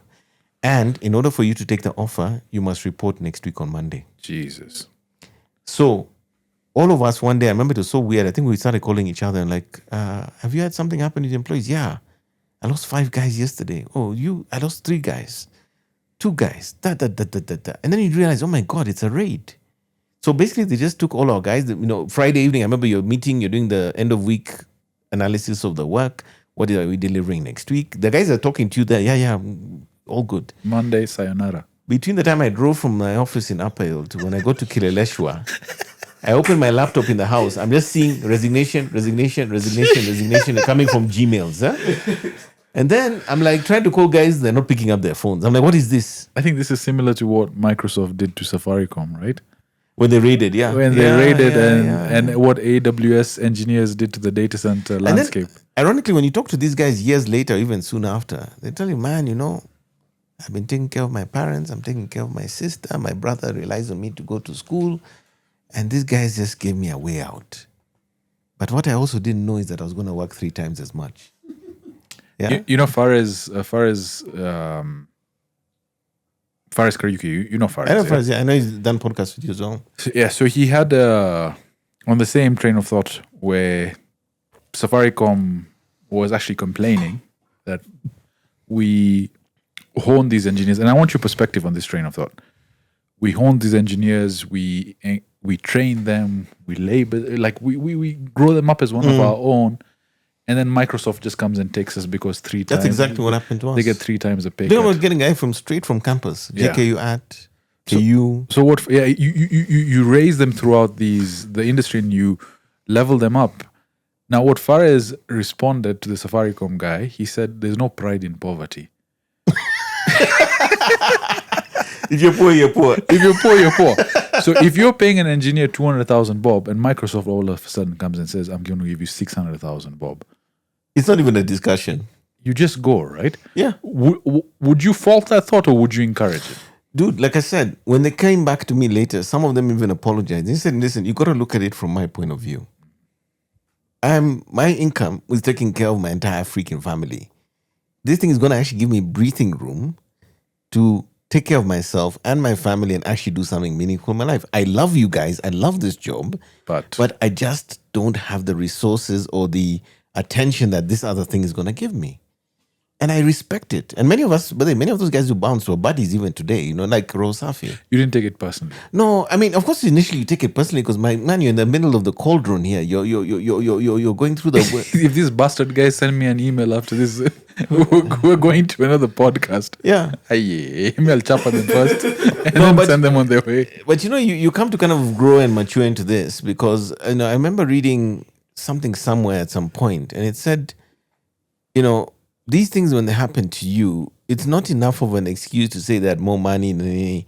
You need to actually look inwards and ask yourself, what stopped you from being able to stop that to happen? Like almost like being brutally honest with yourself. Like you should be able to find a way. What could you have done to turn that around? And I read this somewhere. And it was almost like very profound in the sense that, first of all, people are going to come and go anyway, right? But you need to be honest with yourself in terms of you could also equally be just as competitive if you figure it out. So last question over here. Let's say you're an employee, okay? And you're earning 200,000 shillings. You love what you do. You love the company. You love the culture. Company's doing well. Someone else comes and offers you 600,000 shillings. Now, within the Kenyan culture, the assumption is there's no even point discussing with the employee because he will tell you, I'm not going to give you that salary that you're asking. It's not even in your realm of possibility. It's not even in your realm of possibility. Yeah, true. And so, as an employer, you're faced with that dilemma. How do you make them stay? Because do you offer them 600,000 bob? Have you ever heard of that happening with a local company? No, I don't think so. And the reality is that your business is built on a certain cost of business, cost of goods, whatever you want to call it. You are not sustainable at 600,000. You cannot afford that person at 600K. And what are you getting for that extra money anyway? Right? And what kind of clients do you have that can actually support that budget? And I have this theory. Over time, I became kind of philosophical about it. I call it, if you got to go, you got to go. Kenya's got 55 million people. You can't tell me that this one guy is the only guy who can do the work. And that over time I learned that the only caveat is in those earlier days, the talent that existed in the market that could do the work plug and play was minimal. Today, a WordPress developer is dime a dozen in this country. A decent front-end developer, there's so many of them. In fact, we had instances where the interns were better than the employees. Yeah, they were so good because they're already hustling and doing stuff on the side. Especially guys from JQAT, by the way. Especially guys from JQAT. But let me come to the point how I end up at Opera. as things are going on, we're now collapsing. As in literally every week, we're just bleeding clients. Because the other thing that happens is that you have a client, but now you have no employees to deliver the work anymore. So you're hiring brand new talent, you're training on the job, they're messing up the work. Britain work, I remember we lost that project because of delivery. Yani, you're almost in tears every day because you're like, literally, I have still got the brand, I still got the clients here, but I don't have capacity to deliver. And by the way, when you start getting a bit of a semblance of normality, guess what would happen again? You get nailed again by another raid. Because they are also growing and bringing more clients. Right? I think at some point Squad had over 100 employees, if I'm not wrong. So how do you protect yourself from that? They say hindsight is 2020. So. Me, I just tell people sometimes that was just God. The thing they say, need God. I have no words. I don't understand. If I always sometimes I tell people, Dotsabi is just a cockroach. We just survive. Yeah. And obviously, one of the things we did is we just kept our business operations very, very light. When guys in Kenya, when I saw some of these guys making money in our earlier years of tech and doing the work we did, one of the stupidest things a lot of the founders did is the next day, kidogo tu money has landed. You see somebody's bought a Prado. You see somebody has moved to G-Ware. Right? Me, I'm telling you, all along, I've never driven amazing cars. I've always driven modest cars. I've never had like the most amazing office. It's just like you're pragmatic, and that's how you survive. We were actually talking about this outside. Yeah. With Madung, who we shot the former episode, about the money here in the economy of the Silicon Savannah. And Moses, you can tell me, you can say the story about how you went to founders in the Apple Watch, right? Well, maybe I'll just articulate it so I can get to my point quicker. Essentially, Moses went to a startup. You were pitching for them, and this startup, the 6 engineers that were sitting around you, all of them have iPads, all of them have iPhones, and the latest ones. They've savvy offices, but there's no business model yet. Versus someone like us, when we started iColo, I was telling you it was a spare bedroom. The CEO, when he extended his hand to stretch, would hit me, and we're 6 of us in a small room. When someone would shit, you could literally smell it.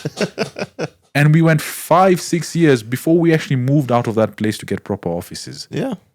I mean, the culture, man. So we're hustling, man. And now this is where the dynamic starts to shift because the company is now starting to tank. Even employees are telling you in your face, this thing is shutting down. Imagine you as a founder being told by your own employee, this thing is not going to work. They're telling you. Yeah, just imagine that. Anyway, long and short of it is it's tanking. Revenue is dropping. You're not holding on to your clients. You're struggling to make payroll. And even you start to believe this thing is over. Somewhere in your heart, you're like, okay, this is over. We're dead now. So in the midst of all of this, because now things move on, I now, I'm settling down with, I've moved on, my wife now, and there's another baby on the way. Life is in a very weird place. And in the midst of this, somehow, and this is probably going back to maybe 2008, 2007, blogging becomes a thing. While all this is going on. So this Moses Kemibaro starts to write and put things online because there's this wonderful software called WordPress that allows you to build a website and actually put content whenever you want to. And what I noticed at the time was that there was a lot of coverage about the tech scene as it was happening, but a lot of the stuff that was coming out from the journalists often felt like this guy was given a script to write with. It was externally. It wasn't rather. It wasn't internally driven. It wasn't somebody who understood the sector. They were not a practitioner. They were not in the area. They were kind of writing on behalf of Microsoft, on behalf of Safaricom. And you could just sense it when you read it, that this has been scripted in a very, skewed way. So I kind of started writing out of frustration. I know growing up, I just had this ability to just write. And by the way, you guys need to fucking check out Moses' articles. Like fucking amazing shit. Like we'll link his stuff in the description. You guys, brilliant. Thank you. Circulated in the data center space.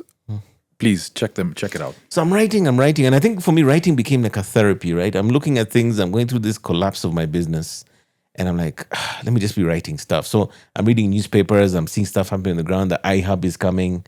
And, we're kind of part of that ecosystem. We're getting excited. There's this Savannah, Silicon thing. And I'm writing. And, this thing actually starts to grow. This blog, And meanwhile, as the company is going off, I remember, I think a former employee anonymously wrote to me one time, wrote something to me on one of my blogs, like, well, you should be spending more time fixing your business instead of writing blogs, And I took it personally. I was like, But yeah, there was going to be haters. But the long and short of it is, anyway, I'm writing. And at some point, my blog, by the way, was one of the top 100 websites in the country. I think we trended to about 96 or something of all the websites in the country. Insane. So this thing becomes like a newspaper, right? I'm getting contacted by Nokia. They're giving me phones to use. Things are happening. And in the midst of all of this, my wife is a wonderful lady. She sends me this link. And it's a job. I'm like, why is she sending me a job? And I'm like, okay, this company is called Naspas. They're looking for somebody to run this thing in Kenya. So things are thick, eh?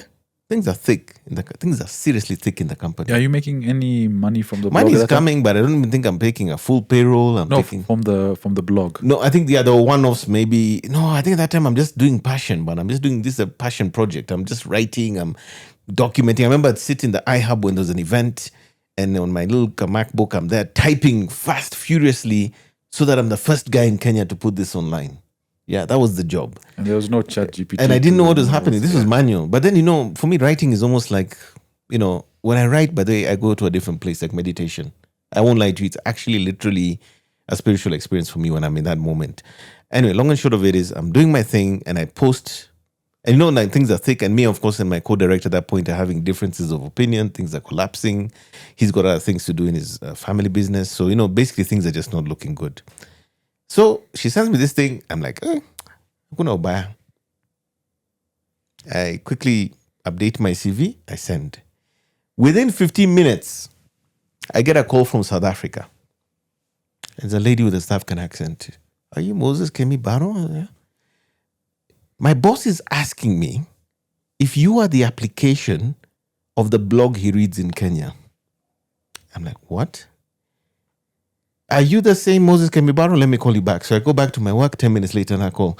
Now, my boss, Neil, wants to come to see you in Nairobi next week. Huh? He'll be staying at the Norfolk on these days and he wants an appointment. Huh? Okay. So I go there and I meet Neil. And the first thing he tells is, Moses, you have no idea how valuable your blog is to us. You tell us what is happening on the ground in this country. The guy is a fanboy already. We cannot believe, when I got your application, I couldn't believe it's you. I'm like, okay, thank you.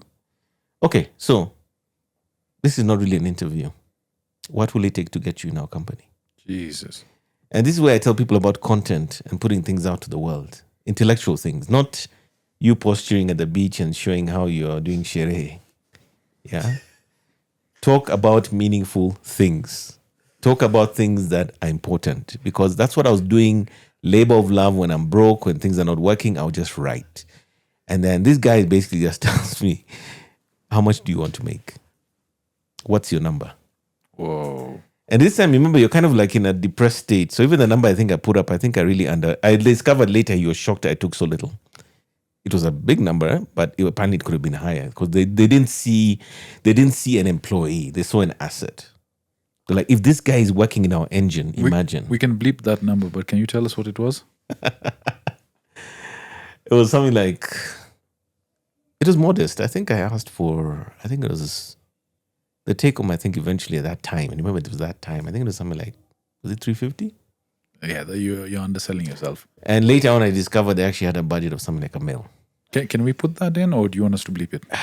I'm over 50. I don't really care anymore. All right, we'll put it in. But seriously, you could have easily asked for a mic. I was going to think you asked for a mic. I didn't know my own value, Bwana.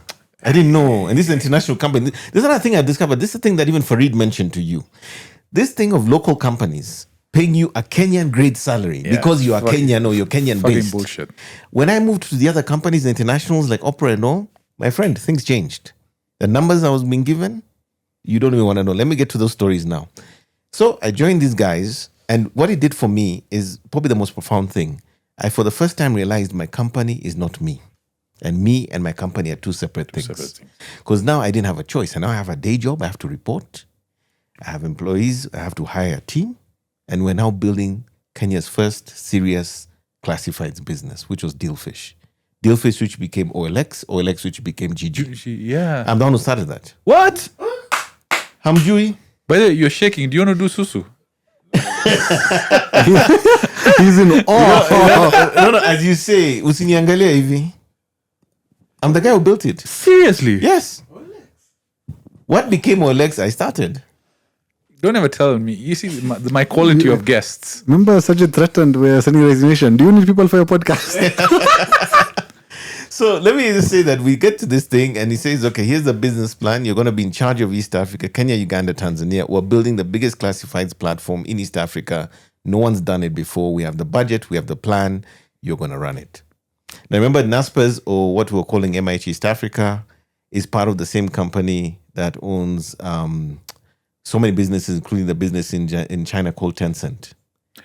Yes. NASPERS owned Tencent, which is worth billions of dollars. They put in, I don't know how much money in it. That money grew like 10,000%. So I joined this company where I didn't even understand what was happening in that world of digital business and digital commerce. They just wanted you. Boss, I'm the guy who was literally their newspaper. I said, Moses, we wake up in the morning, me and my entire team of, leaders for these new business entities were sitting across sub-Saharan Africa, and we opened Moses Kemibaro like we opened the newspaper. Because if you want to know what's happening in the East African region, you have to read Moses. And that was very instructive because it taught me something. If you're doing meaningful stuff and you do it with passion and rigor, because you can imagine on a Friday when everyone is partying, you're more concerned about getting content out. Yeah, you're more concerned about making the world know that you're the first guy who said it. So you bastard guys, when I message you Friday night for reels and clips and informative stuff, remember this. It matters. And I started doing this job. Vayani, I learned things I didn't know. This is another thing. The world opened. I now understood all this stuff that I didn't understand before. I was in my own business, but I was in such tunnel vision. I didn't know what else was happening in the world of technology and internet. And then now the canvas broadens. It's no longer a Kenyan game. You're now handling regions. You're getting on flights. You're doing market research. You're buying ads with Nation. You're doing a TV commercial. I'd never done a TV commercial. We were the first digital business in Kenya to do TV commercials. Did you know that? What was that for? Dealfish. We shot videos with Fadi, actually, the Ark. Yeah, with Muav.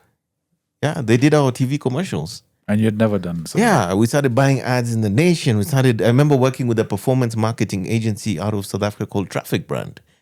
I was running a digital agency. I didn't know about performance marketing. I didn't know. How old were you this time? Was this? What is this stuff? This stuff happened in about 2010. So it's 30s? No, at this point, I'm knocking on 40, I think, just about. But what that tells me is it's never too late to do something new. No. It keeps going. There's no such thing as an end line. There's no, it's over. That's another thing. But that's another reason why my business is still there. Because as the leader of this business, I have to be as progressive as the market is. That's why none of the guys we started off with back in 2002 are still in the game. Because many of them were just built for either short-term revenue or the web industry. They never transitioned to social media. They never transitioned to shooting videos and all that stuff. But you see, by pulling out of .savvy, I then sort of saw the universe of possibilities that I didn't see in my own company. I now understood. And then I brought all of that knowledge back. But let me continue. So I started working at this thing. We grow it to the point where we're the number one classifieds or digital marketplace business across East Africa. In Uganda, I had a manager, Tanzania. So we're rolling, we're doing stuff. Getting on planes every so often, running campaigns, being on TV and radio. And in the midst of all of this, I'm doing such a brilliant job that my good friend, Isis Nyongo, who's now at Google, decides to leave Google, which, and again, at the time when it happens, they're actually our client, or we're working with them to do advertising and stuff. And then she reaches out to me and says, Moses, I'm joining a company called InMobi. I think we need to talk. Because that time I'm doing Dealfish and we've been having conversations with them. So we have, I think, a coffee or dinner or something. And she's like, okay, there's this company called InMobi. It's doing digital advertising. I'm going to be the VP for Africa. I'd like you to come on board. And this time I'm kind of like, I'm okay, but I'm doing all right. Things are good. But then here's another thing. You think you've arrived, there's another level. Right? So InMobi comes calling. And she says, please apply. You never know. Okay? So she wanted me there. And of course, at this point in time, I'm like blogger elite. All right? In East Africa. I'm like, not even just tech blogger, I'm like blogger elite, right? So even just having me in that organization would be in itself like a big deal. So I go through this process where I think I was interviewed by 12 people. Jeez. From India, from Irani, like levels and levels and levels.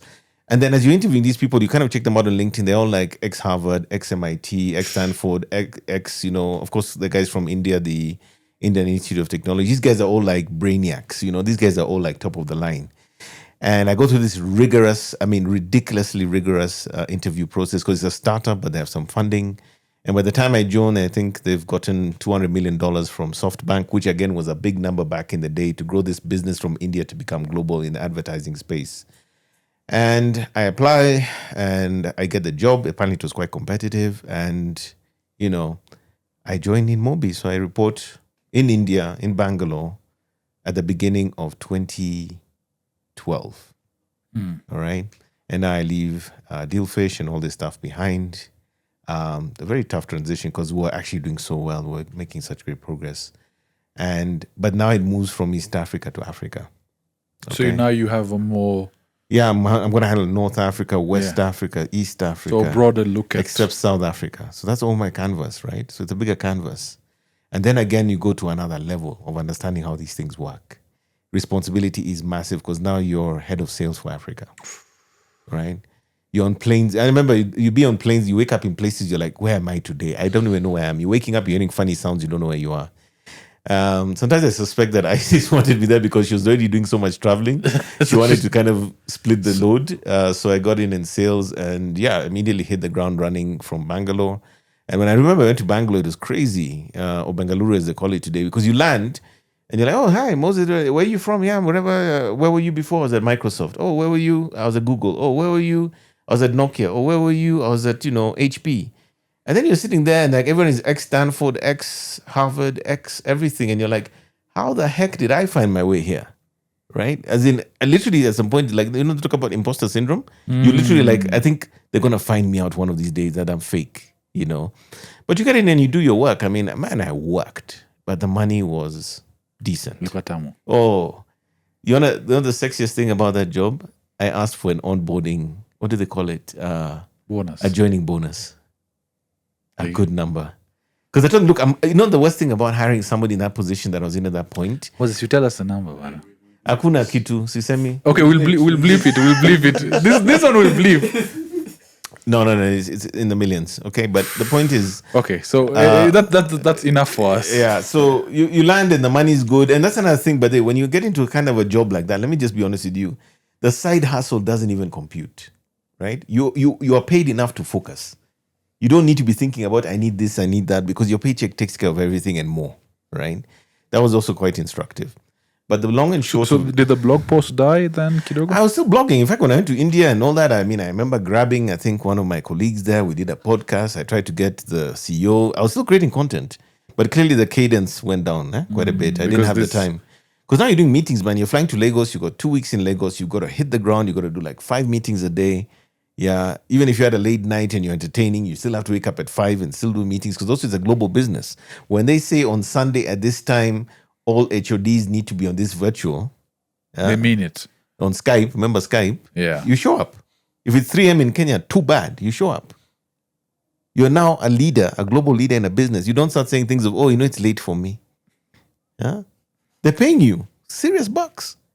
And you've got quarterly bonuses and things. My friend, you work. Me, I work like crazy. We work like crazy. And I remember it was brilliant because the regions I was in charge of, I remember, I think rest of Africa, outside South Africa, was probably bringing about maybe 10, 20%. By the time I was done with the 10 months, because I only was in that job for about 10 months, I think we were like 80% of Africa revenue. So I grew that thing like crazy. Why did you leave after 10 months? I didn't leave. When SoftBank invested in InMobi, they immediately took the leadership team and asked them, okay, so how are we going to grow this business? And immediately what they assessed is that the business was stretched too thin, according to them. So they had to focus in on the markets that had significant smartphone uptake, because remember, it's a mobile advertising platform. And Africa just wasn't the radar, as was not Russia, Sweden. There were quite a few markets that shut down, including Africa. Remember, Africa was only about 8 of us. It was a very lean setup. So we all lost our jobs, essentially. And I remember the day it happened. I remember, the boss, ISIS that time was a bit disengaged. I remember we were trying to have a meeting. She says, no, let's meet tomorrow at Sankara. And I remember sitting there waiting. And I remember when my wife dropped me in Westlands, I was like, maybe today I lose my job. Because you just feel the vibe, something was wrong after the investment by SoftBank. And then she shows up, and next to her is a lady I've only ever seen on Skype, whatever we used to use those days. And she was the head of HR for the group, for the company. The moment you see a head of HR who we've only ever seen on a Skype call, walk into a room in Sankara. Yeah, things are looking shit. I was just like, oh crap, I'm jobless. But they didn't just fire us Kenyan style. They fired us very well. Yeah. That's the way, by the way. My that's, friend, yeah, I even remember my bank calling me and asking me, this money you have, what can we do with you? How can we help you with this money? Do you want to invest? Do you want to buy a house? What can we do with you? When you lose a job in some of these companies, my friend, you and this is the funny thing. When the job went, I remember sitting down and literally for the first time in my life, I didn't need to think about earning an income. By the way, right now in Kenya, is it true that if you leave your job, they don't need to pay you severance package as long as they're paying for NHIF and NSSF? And No, you don't need to. That thing of you remember service, service, yeah. No, you don't have to. How fucked is that? You can work 10 years at a company. If you're fired or let go, I mean, if it's your leave days, they pay you. But apart from that, that's it. But 10 years you work at a place, Moses, and then you go. Look at it from the employer side. If you're an employer, look at it. But it's always nice to do that. I've done it in the past. But look, if you're in a tight spot, what do you do? But long and short of it, so that ends. So then I go do this thing called the Pivot East. I did the mobile app competition with the iHub guys. Yeah. And then I sort of started hanging out at Dotsavi. I started hanging out like, guys, I'm here. Use me as a resource. So I literally show up. It's like a co-working space now for me because there's a general this manager. Is Nairobi garage, oh? No. Now I'm back at my Dotsavi office. But now you see, I've come Okay. back to the business. There's a GM I hired. He's running the business. Why would I come and rock his boat, right? So me, I'm just sitting there. I'm like, I'll help in sales. I'll just be in the corner there. I go do my little things. But I didn't need to think about money. You know, it's a scary thing. But you don't thinking about the paycheck. And I remember with my wife, we kind of agreed and said, you know what? All you need to do is just maintain. Don't be fancy. And just cover your costs. Just be stable and think about what you want to do next. You know, to get to that position where You don't have to hustle. bro, It's amazing, huh? I'm not yet there, but it's like Anyway, there's a moment in time. Trust me, that money got finished eventually. But anyway, so I kind of hung out. And, you know, the guys I used to do some work with called the Perform Group, goal.com. They reached out to me after that thing went sideways. And they're like, hey, we think we want somebody in Africa to help us. And what I was very categorical about is we don't want an employee, we want a consultant who can do ad sales and stuff. So I was like, okay, that's what I was doing anyway. They brought me in as a consultant. And meanwhile, I was kind of like dueling, meaning I was helping out at Dotsavi, but not full time.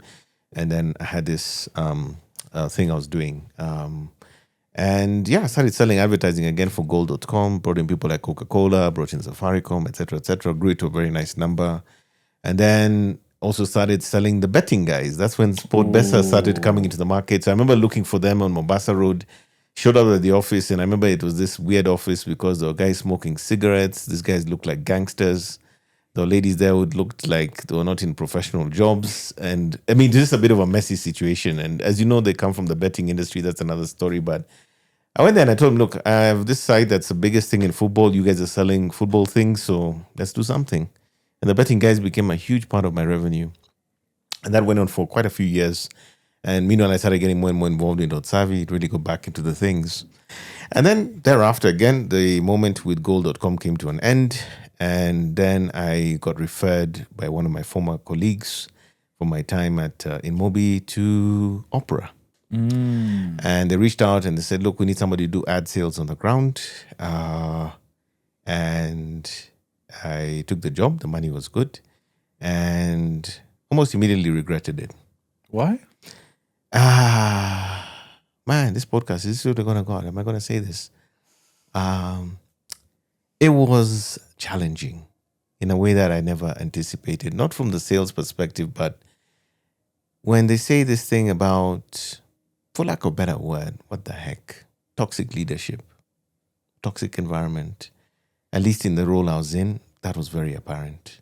Oh my God. I have never worked under somebody who, honestly, and it made sense because everyone else who had been in that role didn't last long and they all never said nice things after they left. It is literally people leave a person, they don't leave a company. Yeah. People They leave leave a bad person. managers, yeah. And I was just in genuine shock because I'd never worked in an environment where I was perceived to have been possibly underperforming or not focused. But in this instance, it felt like I was roughed up without any reason for it being that way. And I think part of it was the fact that because I'd sort of built in this outsized personal brand, it's somebody else who doesn't really appreciate it or like it that way because they want somebody quite subordinate would have struggled with me because, you walk into rooms with this guy who's coming from out of the country and you're trying to do sales and the room has your attention but not his. It's an ego thing, right? Yeah. And I remember the day that I knew I was leaving because we had a bit of an altercation in the lobby of Safaricom. And it was genuinely shocking. And I remember just telling my wife, that, you know what? Was it like a verbal altercation? It was completely unprofessional and uncalled for. I showed up on time. I had the client ready. He's the one who's disorganized. He clearly had a late night of some kind. Was clearly not in the right state of mind. He looked completely disheveled. And for some reason, he just went off the handles completely. And it was completely unethical. In front of the client? In front of the freaking lobby in Safaricom. Jesus. Oh, the one Safaricom HQ3. Yeah. So, you have those contractors from Chinese companies, whatever, and everyone's looking at him, shouting at you. What the fuck? Meanwhile, I don't drink. I don't, I'm You kept your cool. I might just call my wife and just say, you know what? I'm going to eat the money until they tell me to bounce. But I'll not have a relationship. I'll just focus on the work. There'll be no friendship, nothing. I will simply focus on the work. And then I bounced and I went back into Dotsavi full time. 100%. But also I rolled up into now doing much more content. And content for me as a business has become significant. The blogging, the podcasting, the thought leadership, the sitting on panels, running events is very much part and parcel of what I do at Dotsavi. Because in fact, what you see is that the personal brand acts as the tip of the spear for the business brand. And going back to the conversation we're having outside earlier with the other guys, many people struggle with the fact that the businesses don't get known or heard.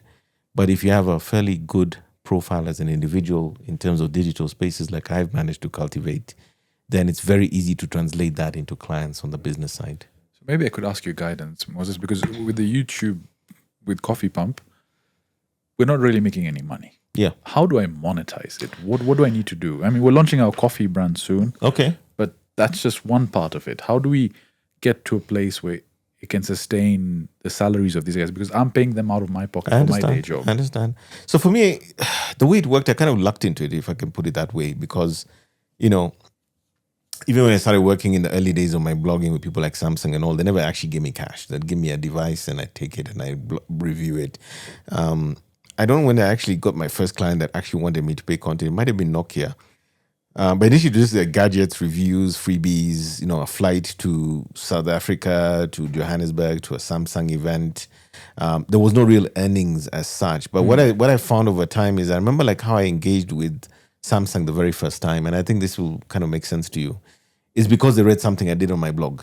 Okay. And the CEO of Samsung Africa saw it online. I wrote something about local content in East Africa. I get an email that I wasn't even checking my blog email regularly. I see emails, a thread there. They're saying like, please get back to us. We're having a leadership conference in South Africa. They want you to come as a resource to tell us about, the digital marketplace or digital environment in East Africa. I then, again, probably underquoted. I think I asked for only $2,500. I later discovered they had a bigger budget. I was just a modest man, Anyway. But long and short of it, I flew down, stayed at a funky hotel, did all this work, and they even gave me pocket money as I was leaving to do shopping in South Africa because they know whenever Africans come to South Africa, we always go shopping. Yeah. But long and short of it, that's when kind of like probably earned because of the content. But over time, what has gradually happened is that people are not trying to talk to everyone. You see, no one is trying to talk to 1 million people. They're trying to see, that 10,000, 15,000 people of you, are they relevant to my product or offering? Right? Like when I think about Coffee Pump, who are you talking to? Who are you talking about? But the caveat is it takes a very long time to get to the point where people are willing to pay for the presence within the platform that you have itself, right? Which is why I always tell people in the early days of my blogging, the blogging would act as the top of the funnel or the tip of the spear, and then I'd be able to migrate people to my agency to do the work. So they know me, they hear me, like, oh, what else do you do? Or I saw you do this. Can you possibly? So it gives you awareness or attention. It moves you from obscurity to visibility. And then that visibility allows you to funnel that attention into something that you can deliver. So what I'm getting from you is eventually build a big enough visibility track where you can funnel it to something. Yeah. Yeah. And even you find that, the case in point, not that it's the right thing, but the other day I think OpenAI bought one of the top technology podcast or something for, is it 100 million or something crazy like that, or a few 10 millions of dollars. If I get 100 million, I'm like, who are you guys? But the thing is, what they're trying to do, they're basically, you're finding that brands are now trying to either create their own media platforms, Right. or they are partnering with media platforms. And the question then becomes, what is the logical benefit of them compensating you or being part of your collective, right? And increasingly, what is also becoming very valuable is that I don't need to talk to 1 million people. When somebody comes to me and says, I want you to speak to senior leaders around a specific technology that's relevant to most businesses in the B2B space of this and that, they won't go to Churchill, they won't go to Caroline Mutoko, they'll come to me. They want thought leadership around this. This morning when I was at NTV talking about the state of this minimum fare situation for taxi hailing in this country, why did they call me to do that? Now, I don't earn any money from that, but they want a thought leader or a subject matter expert to provide a perspective. Now, today, because of that, I've gotten calls from Tanzania. Whoa. Somebody reached out to me from the UK, somebody from the US. People are watching this thing all over the planet. And when you're visible in that manner, trust me, it eventually funnels into something. What you need to figure out is, how do you monetize the awareness or the visibility at the top of the funnel into specific offerings, like you've talked about your coffee brand, and figure out how then you can take it to the next level. Okay. I know they've answered your question in any way. No, I love that train of thought. It was something, sometimes it just takes someone telling you what you funnel the attention funnel to the something. attention. Last thing, because we've definitely covered Moses' journey, and we need to have like one of this is like another one. We definitely There's so much more to go. What you have a question? If you want, I'll clear the storage. We can continue. This is interesting. Yeah, good. There's what happened with the minimum fare discussion. Where are we on that? So, two things are happening right now concurrently. First of all, NTSA, as part of the Ministry of Transport, is currently doing some kind of, the president asked them to go in and figure this thing out, and they're consulting with the operators, Which is Uber, the Ubers and all that for us and all those guys. They say, okay, guys, we need you to work with us to figure out how to make this work for everyone. I believe they're also consulting with the drivers to understand where they are. But the funny thing about this conversation is nobody's asking about the most important element of this conversation, which is the third party, which is you and I, the customers who actually pay for these rides. Because I know for a fact that when I pay for my son, for instance, every day when he wants to go to the gym, and I know it's 220 bob, I can afford that when he goes and comes back. Correct, yeah. But the next thing is, if this is going to be 500 bob, because that's a speculated item that they're going to double it, would I be happily paying 1,000 shillings a day? Absolutely not. That's if it goes 5 times, that's 20,000 bob a month. Chances I'll tell him, listen, we have to work our way so that maybe when I'm going for my meetings, I drop you. Yeah. Then you come back, or maybe you jump on the mountain bike and you go there. That gives you your cardio. We're literally going to have that conversation, And it goes on and on and on, because, the one thing that I think about the taxi hailing business, what it's done is it's kind of created dignity in transport, if I can call it that. This e-mobility thing, or this digital mobility thing, where you can call a vehicle and you can safely jump into it. Do you know that it's trustworthy, that there's a framework that you can rely on to get you from point A to point B at a reasonable price, is remarkable. Think about what it was like in 2012 when you needed to go from, say, city center to the airport. What were you paying? I remember in 2011, when Dad wanted to go to the airport, there was a private taxi company that charged him 6,000 shillings. Yeah. At 4 a.m. or something. Yeah. Where have we come from? And then don't forget the amount of employment, 40,000 people, their primary income is doing this taxi hailing stuff. I met an Uber driver when I was on my way to do Econini. Do you remember a couple of weeks back? He was telling me that he makes between 80 to 120,000 bob a month. If you own the vehicle. If you own the vehicle. Yes. Right? And he's saying I couldn't get that if I was working. Yeah. And he's told me he was an engineer, that he was got let go. He was working at KPLC. Yeah. And essentially at that level, I mean, it's true. If you look at it fundamentally, everyone's asking the drivers, everyone's asking the policymakers, but no one's asking us. What do you think is fair? What do you think? There's sometimes, though, Fazaz had to go and fight with the Uber driver because I've got the Uber One thing. Yes. So you get discounts? Yes. So the other day, the taxi fare was like 96 bob or something. Wow. I'm like, you just go fight with that guy because... You know the disappointment in the guy is when he ends the trip and he looks at it and he looks at you and then he looks at like, What is this? Pokatu. Yeah, I know. Look, let's be honest here, right? I mean, it's the most important thing, and that's what I said in today's interview with Fixing the Nation, is we need to find balance. Right? That balance is the secret to this thing. If somehow we can find perfect balance, I don't think it's possible. I think there's going to be pain in various ways for different stakeholders in this, but we need to find a balance that works for everyone. Right, not too high that it blocks people from earning, not too low that the drivers start to feel that they're not making enough. But it needs to be fair enough for everyone so that this thing actually makes sense, right? And the thing is, no one is even asking the platform guys, what does it take for them to provision this platform in the first place, in terms of marketing, in terms of the things they have in the cloud, the algorithm they build, the safety measures they put into this thing. Yeah, what are the operating costs of actually operating this system? Don't you think when they hike the price, they're going to lose a specific market that Very much is very willing to pay this 220 bob? Yeah. And they're going to lose that money they're making there because these guys are going to transition now to the Lao matatus and stuff. Yes. Yeah. So And are that's they going to think about that? That's what happened in Tanzania in 2022. They went and put in a minimum fare, and then there's also this, they dropped down the commission as well concurrently. That double whammy immediately saw this thing drop by 60%, and then eventually the rides got decimated to the point of almost 95%. As in, people are not using the hailing services anymore at all. And then the government had to bring back to a reasonable rate, which brought back the operators to a decent level. But unfortunately, in that market, Uber completely left. It didn't make sense for them. Yeah. And that could happen, by the way. We're in a place where Uber is a global company. They're like, fuck it, we're leaving. They don't need to be here. They don't need to be here.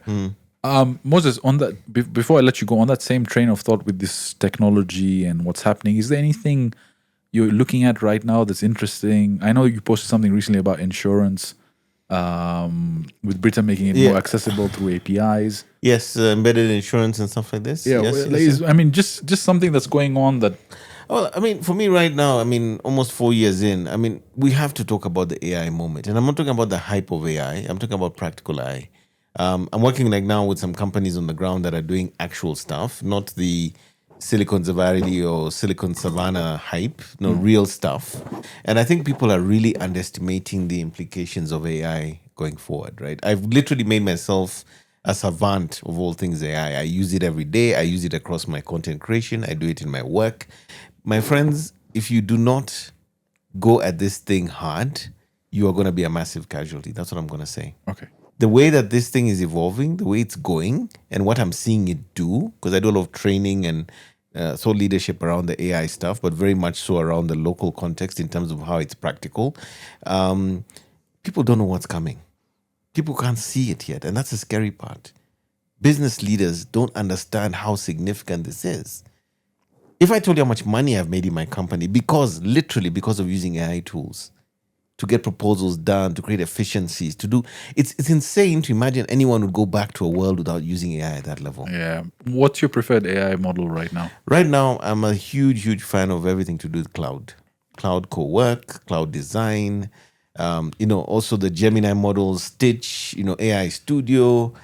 Oh, my Lord. I mean, and then, of course, ChatGPT is kind of like my day-to-day, bread and butter one. Yeah. And even that, the new Soul 5.6, unbelievable. Claude does amazing stuff. It does work. It does crazy. It does it's work. a workhorse, man. It does work. That's the point. It does work. But are Kenyan companies to the scale of Safaricom, Airtel, are they adopting it here? Are you seeing AI being used? First of all, many of them don't even have policies or procedures for AI, right? They might be using the AI that's in Copilot or Google Workspace. Yeah. But the point at the end of the day, even just the skilling, right? Letting your own workforce know how to use this stuff at the highest level, we're not there.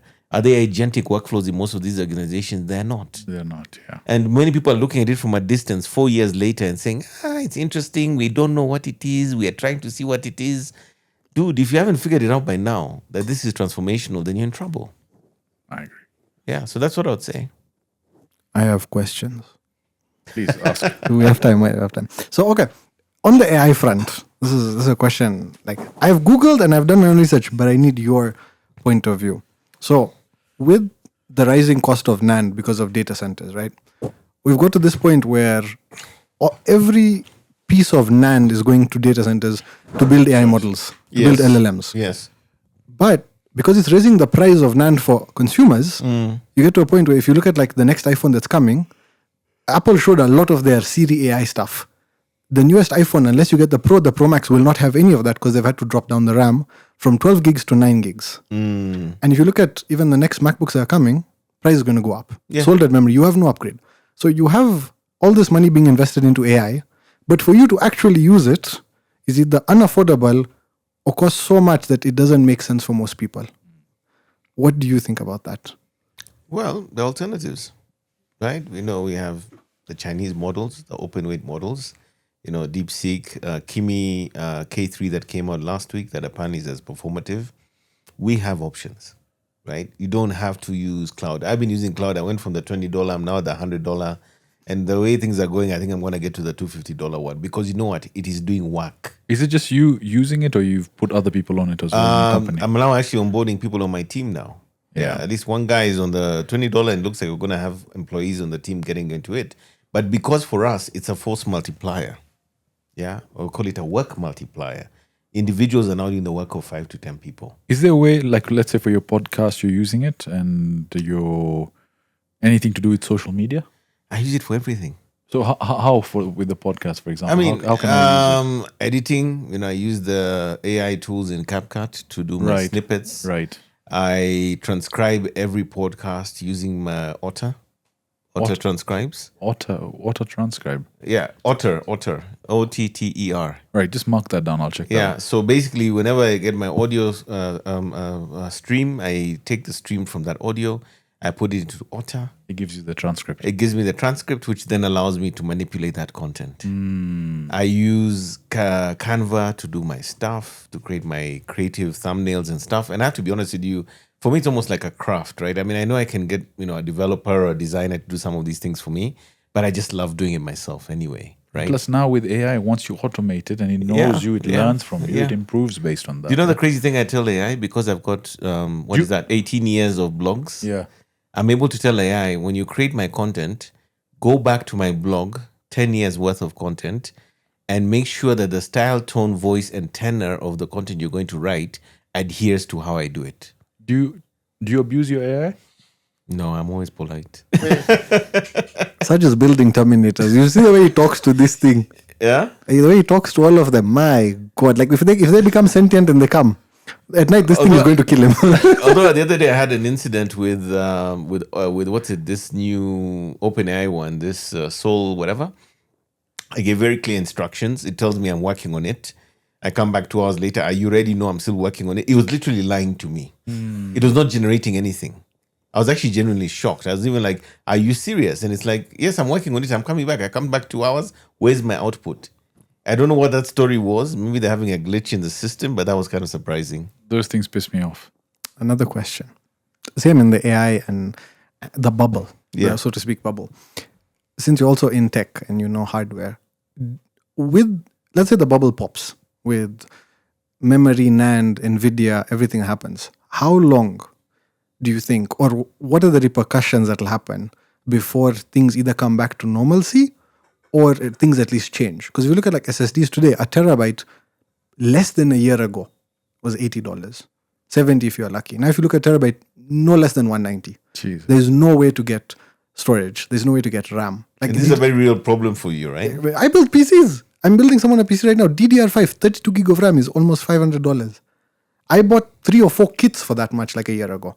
So, even if the bubble pops, how long before Samsung, SK, and Micron is out anyways. Samsung and SK can pivot back to making consumer DRAM from HBM. SK Hynix. SK Hynix. Oh, by the way, just before you do that, the bubble is already popped, but not in States. In South Korea, do you know this? Oh, the numbers are... So, what's South Korea's stock market called? Kospi. Just double check that. But what's happened is, so maybe for comparison, the S&P 500, 30% of the S&P 500 is by the top 10 companies, the alphabets, the metas, the AI drivers. the hyperscalers now investing into AI. In South Korea, what's the name of the South Korea stock market? I think it's called Kospi. Kospi. 50% of the Kospi is made by two companies, Samsung and SK Hynix. All right. Last 10 days or last 2 weeks, they peaked. Okay, these companies. Essentially now, remember that circle jerk I was telling you about? The AI companies all investing into each other, creating artificial second demand? economy, yeah. What has happened is the government actually had to step in because there was a 2% downturn in the market. And 2% is quite significant because in South Korea, a quarter of the population is invested in the S&P 500 equivalent. It took a 10% downturn, and those, because of the AI returns, started backfalling. So what you're seeing in South Korea is simply just a reflection of what will happen in States. But anyway, that's my opinion. I'm banking against the market crashing this year heavily. It starts, these sort of collapses start slowly. Even dot bomb, as we call it, it started off almost like a very tiny thing, and then it just infects the entire system. So I think, there's going to be some kind of reset at some point. We don't know when exactly. We don't know what the shape and form it'll take. But what is very clear, even when you look at OpenAI in terms of what they're generating versus what they're, continuously raising and doing, the economics just don't add up.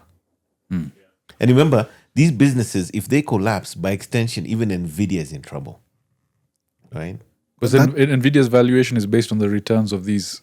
Jensen is there buying new jackets every week. That's what I mean is, like, if you look at Micron, they shut down their, like, DRAM division completely. It's gone. Like, it doesn't exist. They shuttered it.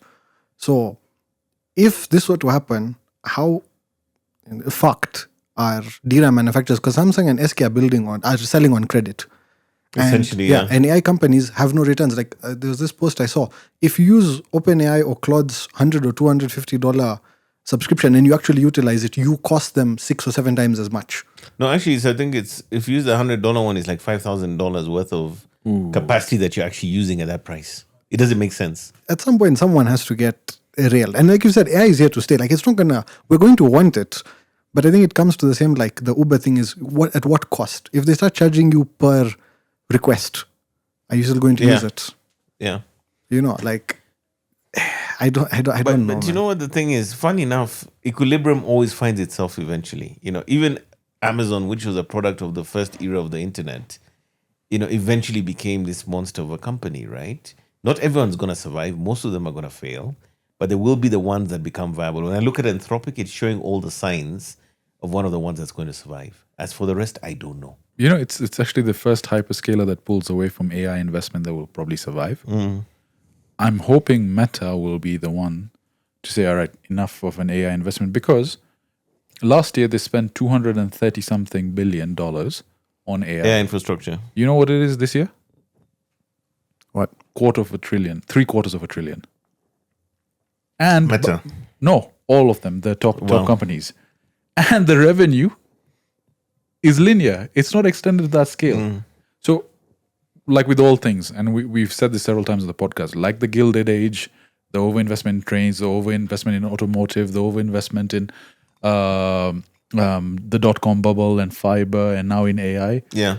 Eventually it'll autocorrect. So I'm thinking maybe if the crash happens, it could be 2-3 years before you see prices stabilize. But think about the models themselves, right? The LLMs, right? Increasingly, there's this conversation where we're not just talking about the LLM, we're talking about the harness. It's what you put on top of the LLM, right? And that's where the co-works come in, the ChatGPT work, because those are basically harnesses, right? They're using the language models, but they then essentially focused and packaged into a specific use case. If you ask me, that's the layer that matters the most.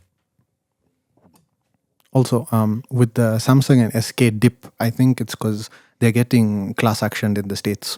So it's probably hit home hard. Class action? Class action lawsuit. The By DRAM by the public, they're getting sued. They've done this before in the early 2000s when they choked the DRAM market, because they're saying like Samsung and SK can be selling RAM to normal people, but they're choosing to sell to data centers at a lower profit margin to kind of raise prices. But you know what's making this worse? It's leverage trading. because now margin calls have been hit. Everyone's been called in, and you know how leverage trading work. The multipliers. So two. If you invest in one, it's times 2, 2 times 4, 4 times 8. But the inverse also happens. And the South Korean market, everyone basically margin call came up, and a lot of people were fucking wiped out. But anyway, I don't want to end on a very somber note. Moses, this has been brilliant, man. Yeah, and you know, I just feel like I was a bit scatterbrained there. Like we went in so many dimensions. No, I think that's the perfect way. You've given us your history. You've given us the architecture of the internet and how it started, the early days. We've talked about different. Yeah. I mean, there's a lot of lessons here for me, for the team, and for the people watching. And so I appreciate you taking the time to come on, man. Yeah. Maybe you could shout out your platform where people can find you. What's the easiest place? This is your camera. Yeah, so I mean, I'm everywhere online. I mean, my baby, the one that's been around for 17, 18 years, is my blog, which is moseskemibaro.com. That's where I've been writing for so long. I'm also on YouTube and Spotify and any podcasting platform as the Pure Digital Passion Podcast. You will find me also quite active on LinkedIn under my name, where I have also a newsletter called Pure Digital Passion. I think currently with about 25,000 subscribers. Crazy. And this is all just growing organically from putting out great content. But I think ultimately, you know, if nothing else, I would say to people, it's the fact that there has never been, in my opinion, a more exciting time than now. So much is happening, so much opportunity, so much potential around all things technology in Kenya and East Africa and across the continent. And, you know, I just want to encourage people to go out there and do something, because this moment might disappear at some point, you know, and you want to make sure that you at least squeezed it out for whatever it has. I love that. Thank you so much, Moses. We'll link all your details in the description. Guys, if you've watched this far and you haven't subscribed, you're just a hater, honestly. So please do like, share, and subscribe. This will be out for members first, as per usual. We'll catch you in the next episode. Thanks.